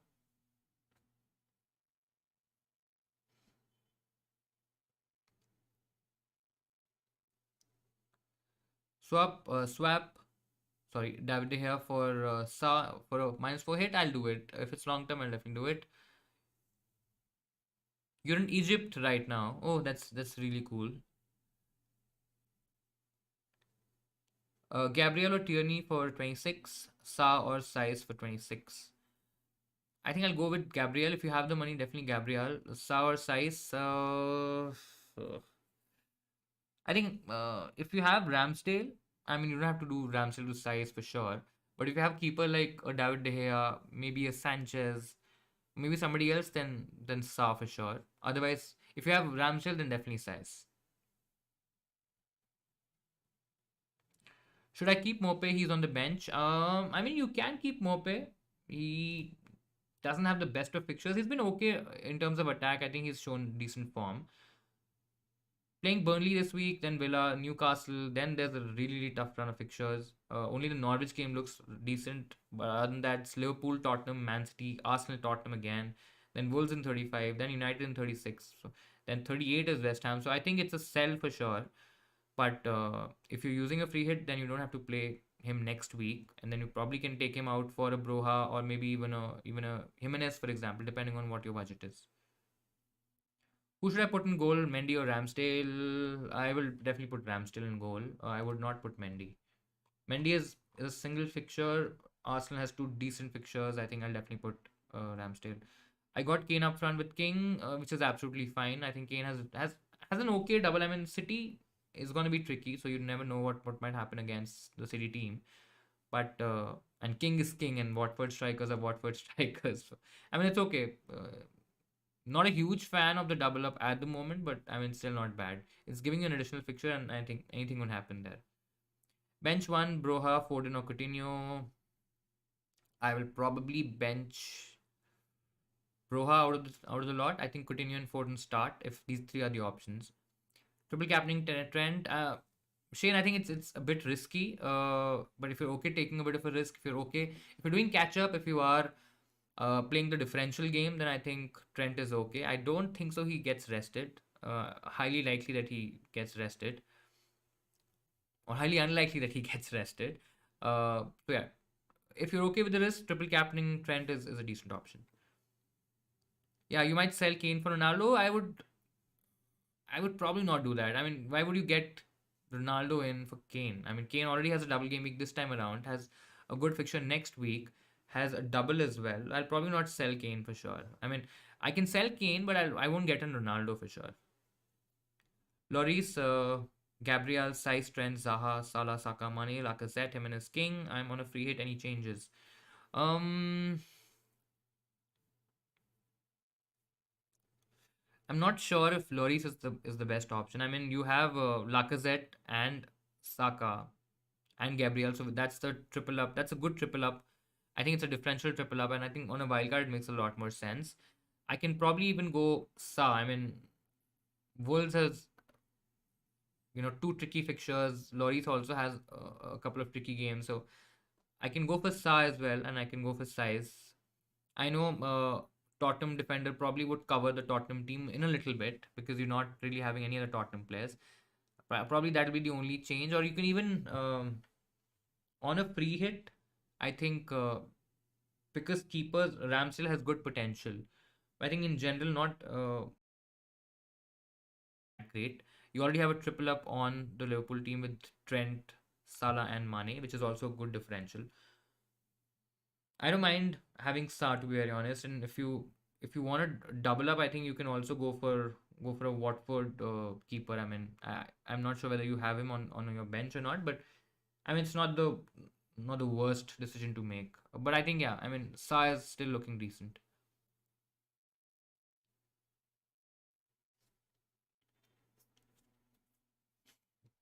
If you take a -8, then what?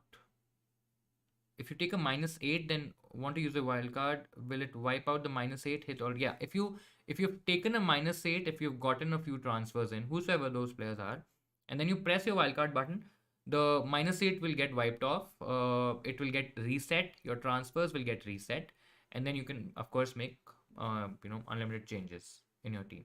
So your -8 won't count basically. Bring Robertson or Van Dijk. Robertson for the attacking upside. Slightly risky with minutes. Still prefer him. Bringing Son for Mope having taken a hit. I mean, they're two different positions.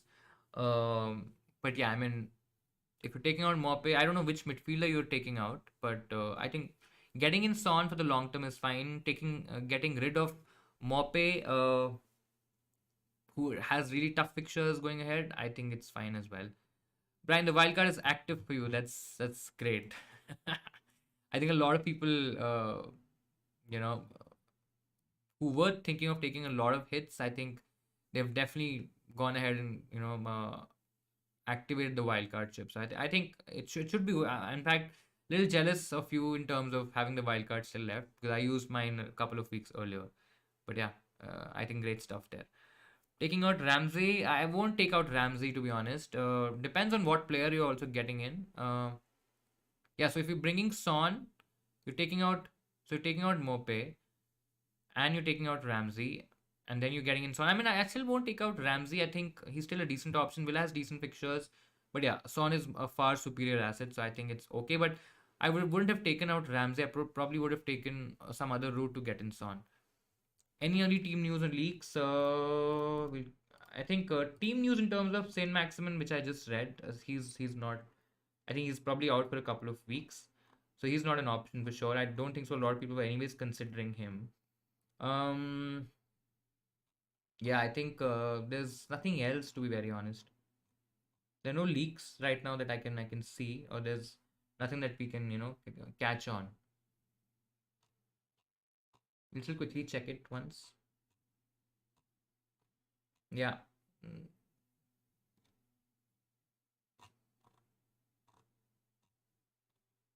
It's just Twitter going crazy on wildcard, on the wildcard ship, and on probably taking massive hits left, right, and center. I feel a little uh, sort of an outlier, but probably not doing any of it. But I mean, let's just hope we do not get a huge. Even if it's a red arrow, it's not probably a huge red arrow. Let's see.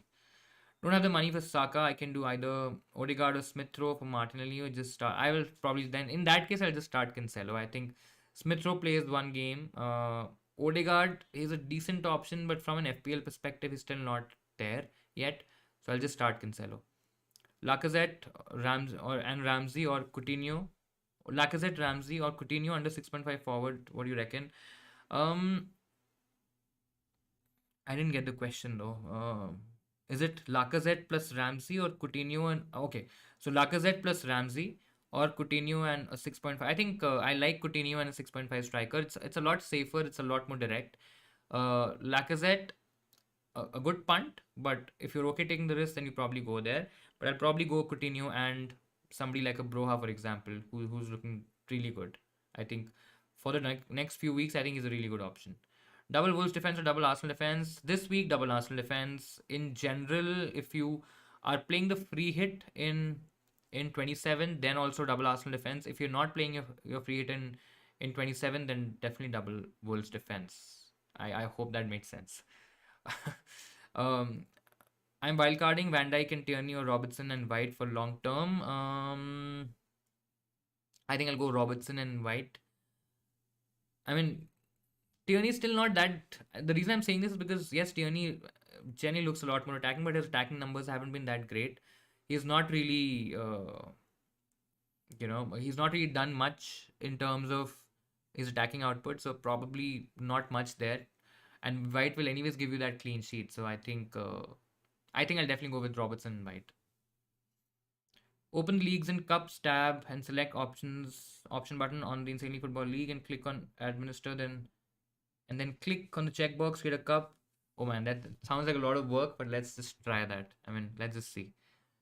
Never really gone too much into leagues and stuff, but yeah, what's the harm in trying? I mean, we still are about half an hour to go. Guys, if you have any more questions, if you have any more comments, anything to add, anything that you want to check, or maybe you want to share, please feel free to do that in the chat below. If you have not liked the stream, guys, come on, please do like the stream. Please subscribe to the channel as well. It really helps us and push forward and get our content spread to as many people as possible. So that is really appreciated. Okay, so we're opening the leagues.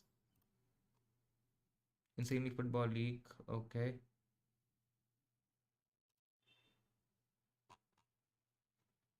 And click on the administer. Where do I see the administer? I probably like act like a okay. Go to options, administer. Yes, done that. So does this do people automatically become a part of this league or the cup? I'm not sure. So I'll create the cup for sure. We won't close new entries. Scoring starts in game week 1. League administer.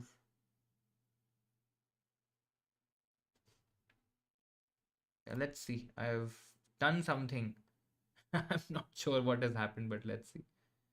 Yeah, so the league is added. I hope that should create a cup for the league, and I'm assuming it will become visible once the game week is active or the game week starts.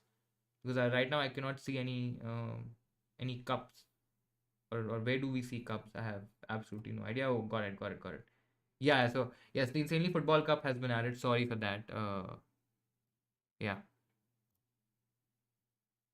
But the cup is scheduled to start in game week 29.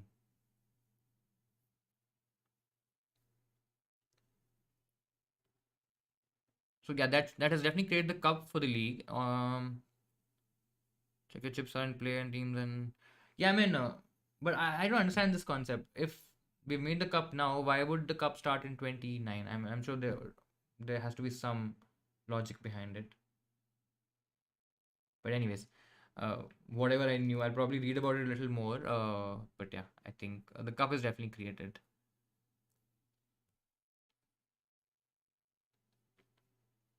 I also have Watt Prowse. Should I get rid of him? Highly unlikely he'll score against Everton. I mean, he can score against Everton, and he has a good free kick in him. Uh, if you have him, you probably just play him. I mean, if you are planning to play him, then definitely play. I mean, start him, then definitely play him. I don't think so. He's even worth selling. He's a good punt, to be very honest. So no, not a bad shout. Already had Bowen and Cancelo playing my free hit. Stick with both or go differential. If you going differential and if you are playing the free hit in 26, you definitely won't have Bowen or you shouldn't have Bowen and Cancelo in your team. I think there are ways that you can go differential.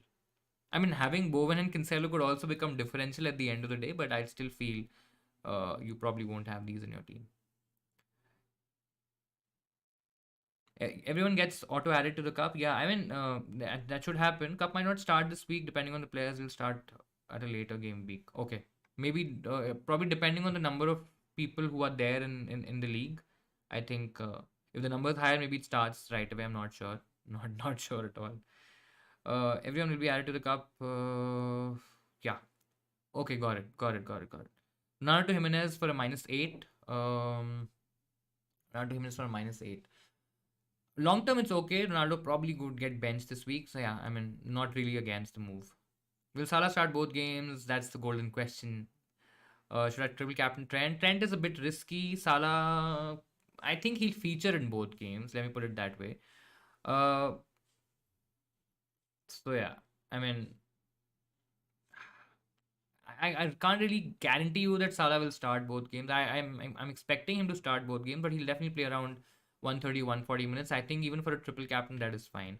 If you are doing catch up, if you are okay taking a bit of a risk, if you just want to have some fun with the game, I think triple captain Trent. But I think I'll still go with Salah. Eventually, it has come to down to yes, it'll come down to two players. The cup will start at a game week, which allows for this. Got it. Got it. Got it. Got it. The cup starts in 29 for our league, as the number of members around 500. No, only the opponents knocked out would. Got it. No, no, no, not at all nerdy. So that's why where my maths and the logic really goes for a toss. Yeah, definitely not good at math or doing this. You know, triple captain is good to use this game week or save for a future game week. Triple captain can be saved for the future game week as well, but Salah in 29 not that appealing. Yes, you could argue that he might start both games, but the fixtures still don't look that great. Uh, so I think I'll definitely play the triple captainship this game week. I won't. I probably if I want to go a bit differential, I'll probably go uh, you know, Trent, but I definitely would play the triple captain this week. There are some news on a Liverpool lineup as well. No, there's nothing. It's just random stuff. Palace lineup is out. Edward is benched. If you can, Shine, if you can just mention the source as well. I'll just quickly check if we have something there. If Edward is benched, I might just play Luca Digne. I mean, if it's just for a single game week anyway, then might just play Digne for Watford. I mean, it could be a last minute change, but let's see. I still don't want to do that. I mean, I'm not sure how genuine these leaks are. I mean, it's everywhere to be honest.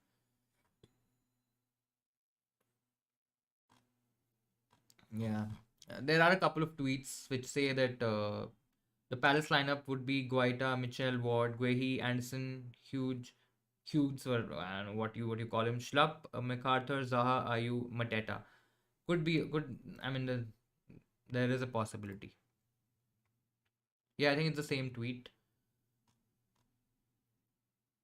and it's on evening standard as well. I think they've done a predicted lineup. I'm not really sure. I mean, let's see. Let's see if we get some more information. We still have some more time, about 15-20 minutes to go. But yeah, looks like Edward might not start this week.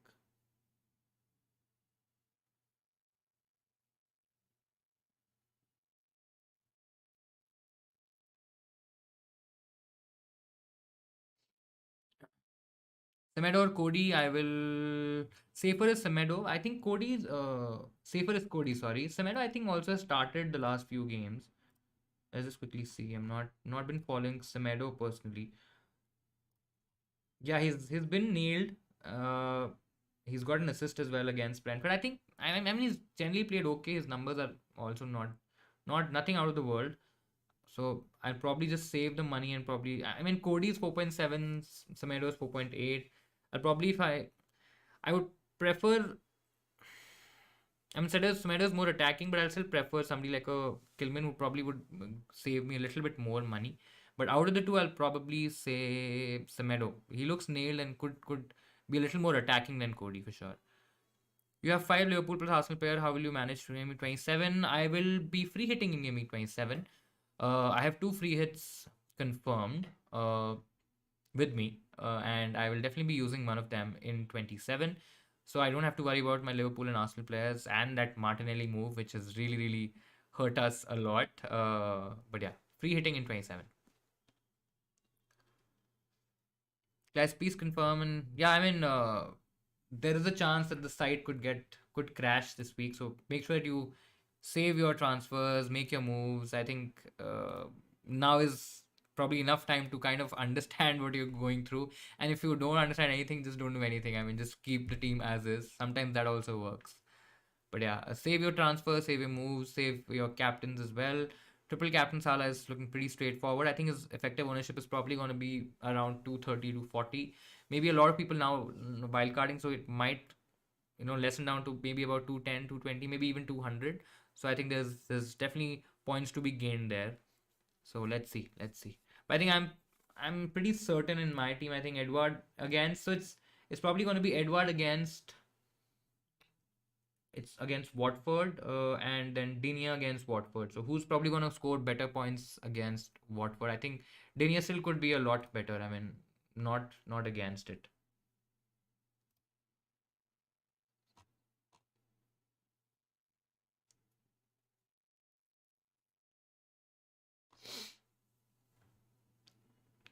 Bro hat trick incoming, starting him over Cancelo. Let's hope so. Let's hope so.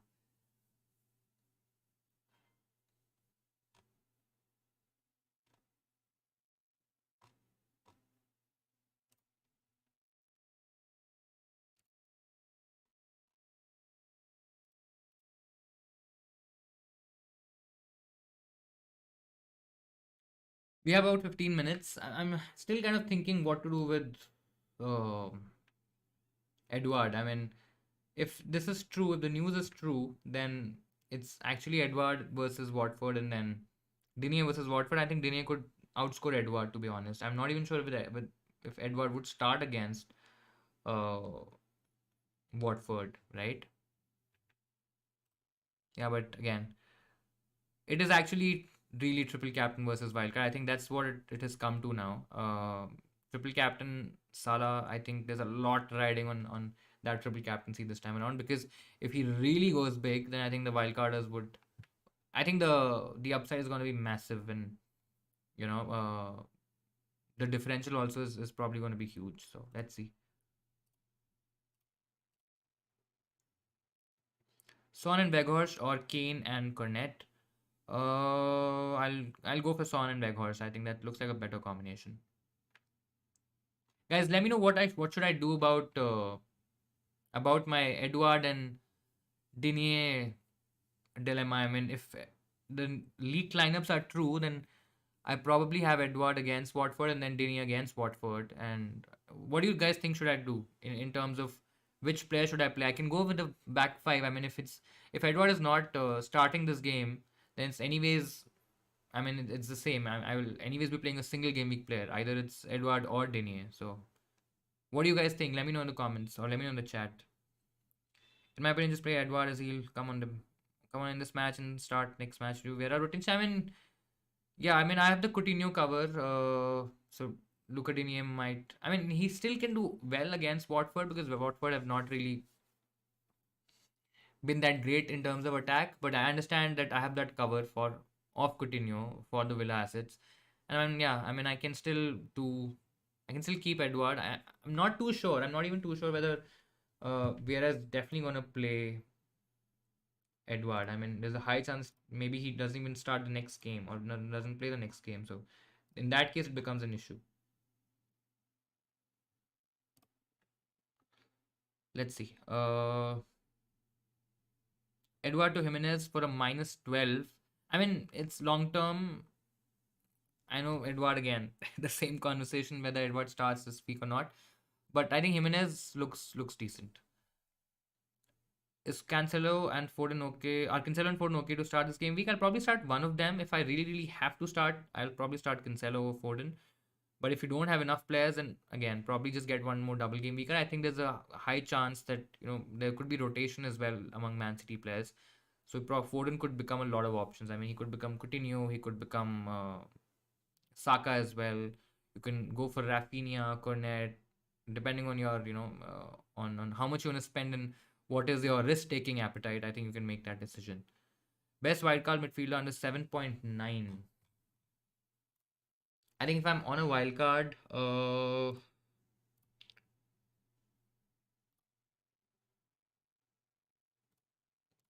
let's see. So Diaz is 8 million. That's a bit frustrating. I'll definitely go Coutinho. I think Coutinho is really good on a wild card. I think you're getting a lot of value in Coutinho. Um, Rafinha is another one that is a good long term move, long term hold as well. He's gonna give you that fixture in 30 as well.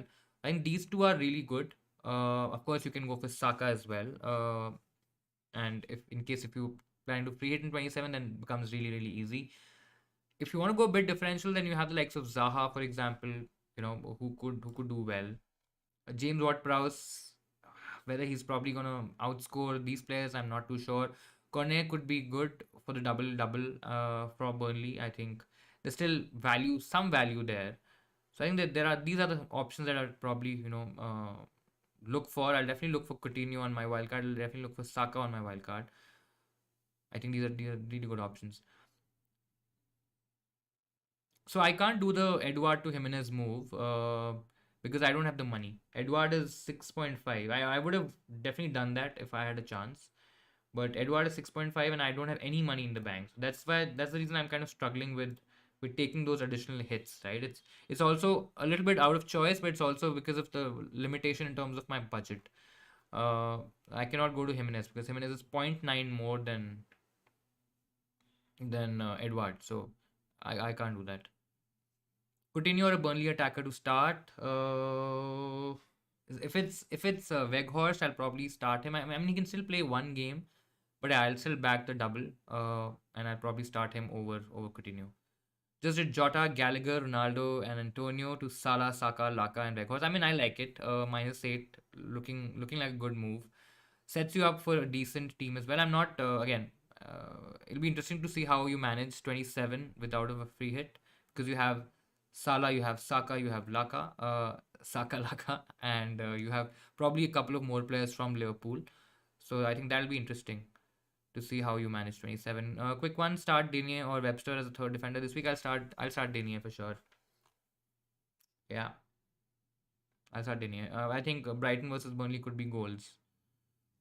Edward to Weghorst, I'll do that. Will Diaz start both games? Looks unlikely. I think he'll get minutes in both, but I don't think so he'll start both games.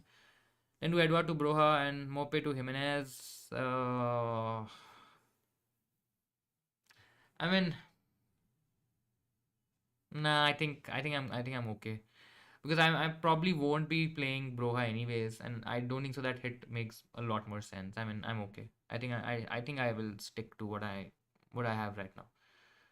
Cancelo to Robertson for a hit. Oh, I probably would want to have Cancelo because of a lot of reasons.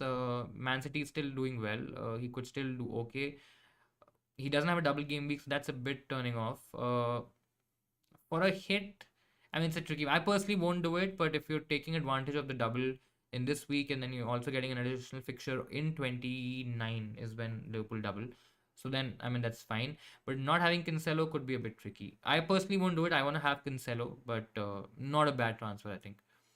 Everything in Laka will turn into Prime Hazard. I mean, yeah, I think there's a lot of narrative building as well, right? FPL is all about what narrative people who are talking about FPL, even you for that matter, right? If you're favoring certain players or if you think certain players are better than the other players, you already have a narrative in mind that this player is probably going to score goals, this player is probably going to keep clean sheets and all that stuff, right? So it's also about building that narrative around Lacazette because his numbers have been okay, his underlying stats have been fine, but he's just not gotten the FPL points that we are expecting. And I think with Arsenal, there's a chance. There's a lot of hype around Arsenal players because of the double this week, and because of the double again. In the coming weeks, then a game in the 30 game week blank as well. I think that's one of the reasons Arsenal is getting a lot of love. They're playing well again. I'm not saying that they're not playing well, but yeah, maybe Lacazette doesn't do anything at all. So you never know. Edward to Vegas for a hit. I'll do it long term. It's not a long term move. 26, 27 is when you would want the Burnley player, and then you probably won't want to get rid of him. I mean, I can see him outscoring Edward for sure. So a hit, I think, looks fine. Brohat over Cancelo or Dini, or don't do it. I'll play Cancelo out of all the three. I mean, if the option is to play one of the three, I'll probably start Cancelo. Then I'll probably start Tini and then Broha. I think that would be my order. Thank you so much, Nadin, for your lovely wishes. Thank you so much. Edward to Jimenez for a hit. I'll do it. If I have the budget, if I had the budget myself, I would have done it myself. But yeah.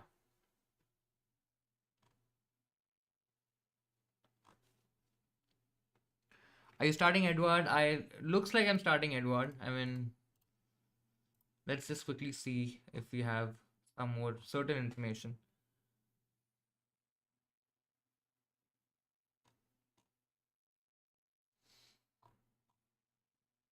Yeah, people are saying it looks like the Edward is on the bench again. I mean, it's a decent source. Again, I don't think so. It's a very, yeah, I'm not.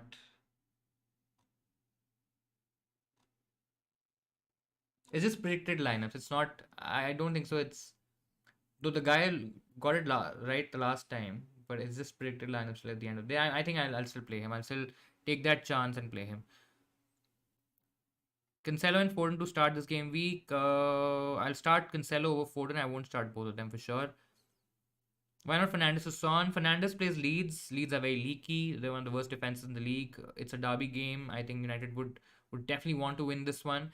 There are generally goals in this fixture. Fernandes has a good record against Leeds. I don't think Fernandes, or even if Son outscores Fernandes somehow, I don't think so. It's gonna be by a lot. And for me, I would have to take a hit. So that's why I'm not really very keen on the move. Considering that Fernandes has a really good fixture. If Fernandes had a tough game, I would have done that and gotten Son for the longer run. But I still feel this week maybe it's not the right time to do the Son move just yet. Especially when you're getting out Fernandes. Guys, make sure that you lock in your teams. I think 5 minutes to go. I'm keeping Edward, and I'm just hoping that he starts and he plays this week. Rest. Let's see what happens. Even if he doesn't start, I mean, he still could get the Watford game, which might not be that bad. Yeah, I mean, it's a random guy tweeting. People are saying he got it right, but can't really say that. Which Crystal Palace midfielders will start? I think Zaha definitely starts. I think Olise could also start.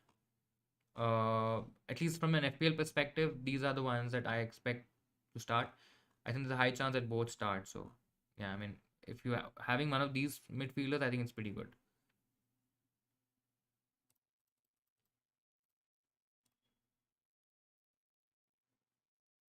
Yeah. Yeah, it's definitely not from a trusted source. So I think it's fine. Great, guys. Let me know if you have any more questions. We still have a couple of minutes to go. in case if you want to ask anything, if in case if you want to check anything, I think I mean just don't go by what's happening around you, especially because there's a lot of noise in terms of what's really happening. A lot of people are wildcarding, a lot of people are taking hits. I think it's important to play your own game, understand what you really want to do, understand your strategy, what you're doing in 27, how you're getting those doublers in 28 and 29 now, and what is the plan for 30, and then just do that. I mean, there's absolutely no need to, essentially wildcard because now everybody's wildcarding, maybe bench boost because everybody's bench boosting in 28 or 29, or maybe even playing a free hit when it's not required, right? So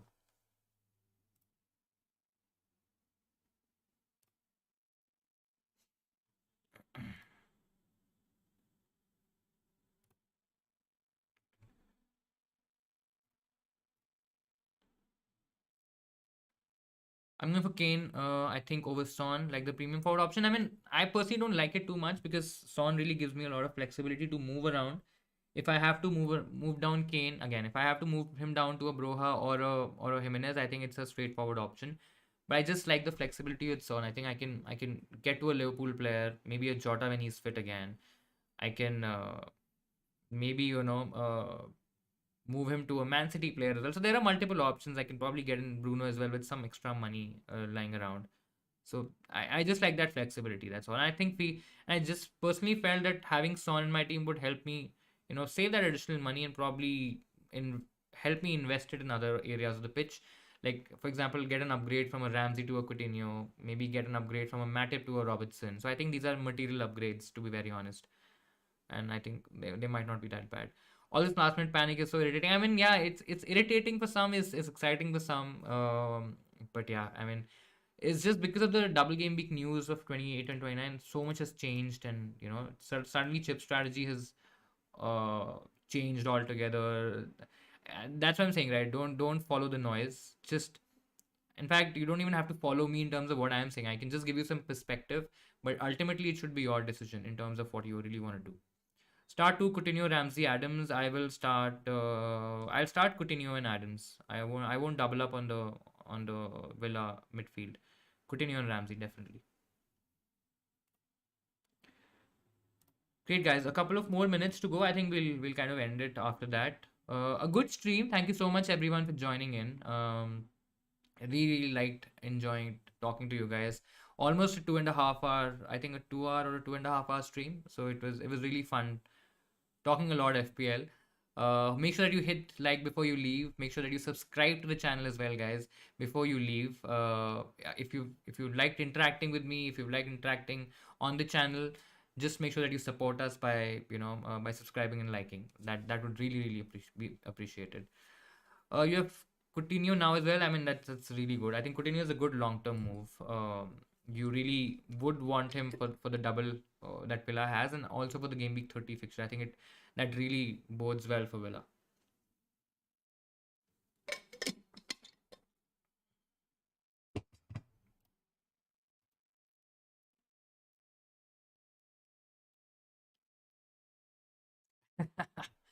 I am not hungry. I had a small meal, a light lunch before I joined the stream. Uh, I generally don't eat before a stream because just like that. I mean, there's no reason behind it, but I generally don't. But yeah, I had a small lunch, so I thought it'd be a longer stream, and I'll probably have to talk a lot because there'll be a lot of questions, which they were. So yeah, good luck to you, Tejas, as well, and thank you so much for joining. Had a great time chatting with you as well. Who's feeling confident about 100? I'm probably not. I mean, it totally depends on Salah. If Salah can really smash, and I really hope it really smashes people who are using the wildcard, because it has kind of gotten a bit irritating to a point where everybody now on Twitter is definitely wildcarding. Of course, you don't have to get affected by it, or you don't have to alter your own plans. But yeah, like a Salah triple captain,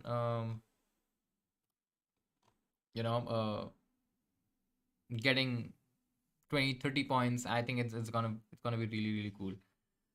Ferrari's new livery is amazing. Yeah, I mean, I saw all the liveries. I think Alpine has yet to launch their car. I'm not following the launches yet, I've read articles etc. But just been a bit busy. But yeah, Ferrari's new livery is looking really good. Even Red Bulls looks pretty decent. I think it's a lot similar to what they had generally. But yeah, I mean McLaren's looking good as well. In fact I really like Williams. It has a blue, all blue sort of a tone. I think it looks a lot better from last time. But yeah, I think new season, and I read comments of Lewis Hamilton yesterday. I think it was yesterday, where he was mentioning that if you know, or if you feel that you saw, or you understood what I gave through in the last season or something like that. I think there's a lot that is coming this time. And so there's a lot of, and he said that with a straight face. There's a lot of determination in him, and I think he's probably gonna be a lot more pumped up to to take that title back from Verstappen. I'll have a 100 plus week if, yeah, I mean if the triple captain really pays off. I mean we are definitely in for a 100 plus week. Otherwise it could be a bit tricky.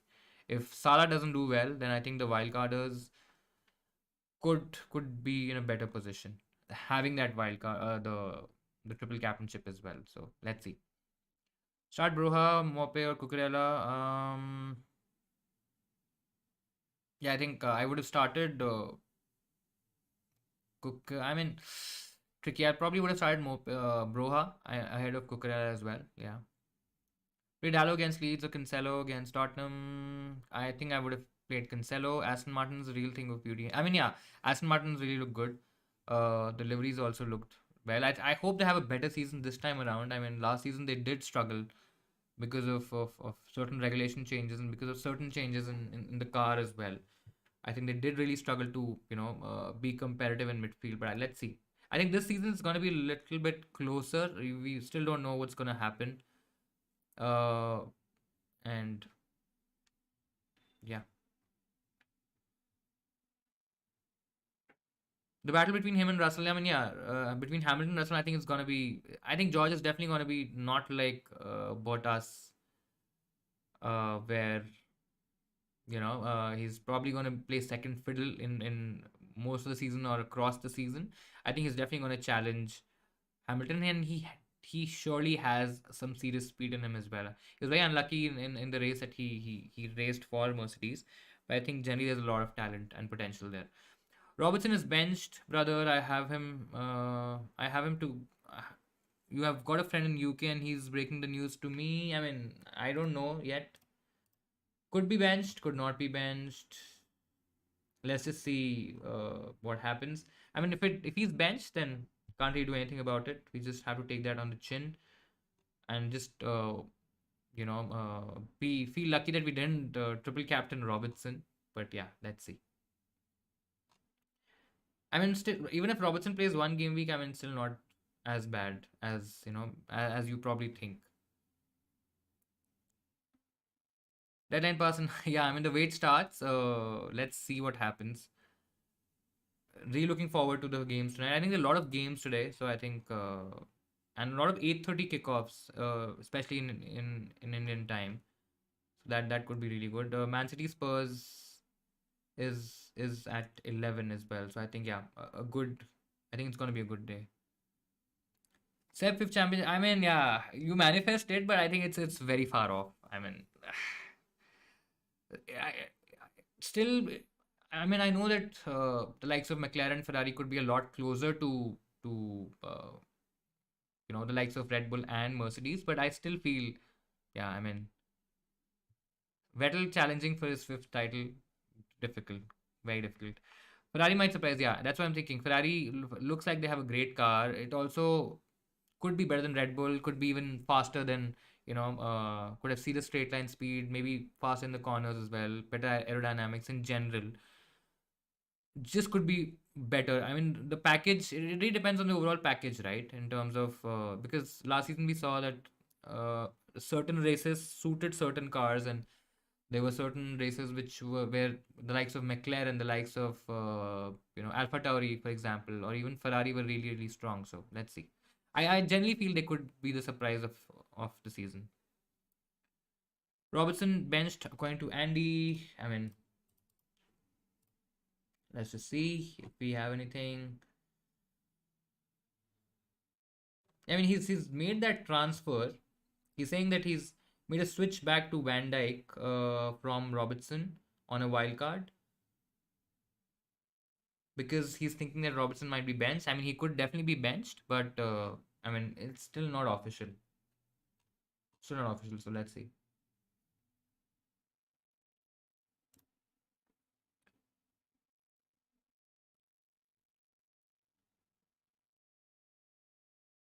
Yeah, I mean, Ferrari maybe have gone ahead. Maybe I think the pre-testing, season testing would still tell us some. It still doesn't tell you the entire picture, but it will make you understand where Ferrari is at in terms of one lap qualifying pace, maybe even medium to short term pace, maybe the whole race pace as well. I think that time will probably give us some indication. But let's see. I mean, we've seen the likes of certain teams really struggling in preseason, then really coming off hard when the season really starts. So let's see. The thing is that either Ferrari or Aston have hit a masterstroke and definitely. I mean, yeah, it could go either way for sure. But I would really like, of course, I would love to see Hamilton win his eighth title as well. Not a Hamilton fan, but I just generally like the guy. But yeah, I mean, Ferrari getting into the mix, maybe Aston Martin getting into the mix. It just makes F1 really, really interesting, right? I know last season it was between Hamilton and Verstappen. It already was very interesting because they were two alpha males competing for the title, competing for their own personal records and all that stuff. But yeah, I think it'll be really good if likes of Ferrari, etc., could really challenge the top two. It is time. Biggest week of FPL history, absolutely. I think till now, the triple captain, I think, we've never really seen this kind of a fixture for a triple captain. So let's just hope we don't jinx it ourselves and probably, make Salah sit on the bench. But definitely the biggest week of this season for sure. I think the next 3 4 season weeks are going to be really, really crucial. Looks like Ferrari have gone for a daring approach. Yes, to nail the regulation design. Yes, I think so too. Uh, I mean, yeah, it's just not unlucky, right? Because I think Ferrari has always really struggled with their board, with budget. I won't say budgets, but in general, their strategy has been very questionable. Their design has been questioned a lot. They've never really gotten a very competitive car. I think after Raikkonen's title, I mean Alonso, and I'm an Alonso fan. Absolutely no bias there, but in general, I just felt that he really overperformed that in that car. I think he did the maximum that he could. But even that time, even if his in his two challenging title seasons, that car still was as good as probably a third or a fourth rank car. I mean, it was still nowhere as the top two or the top three at all. So they've never really delivered a good car since a long time. And let's see. Your team is Dubravka, Tierney, Saez, Trent, Robertson, Denier, Salah, Coutinho, Rafinha, Ramsey, Saka, Kane, Broha, Jimenez. The main decisions were Son, Ramsdale, Van Dijk, and Robertson. You went with Robertson. Let's just hope Robertson doesn't get benched. Otherwise, we all are in for a tough week. Yeah, let's see. Let's see.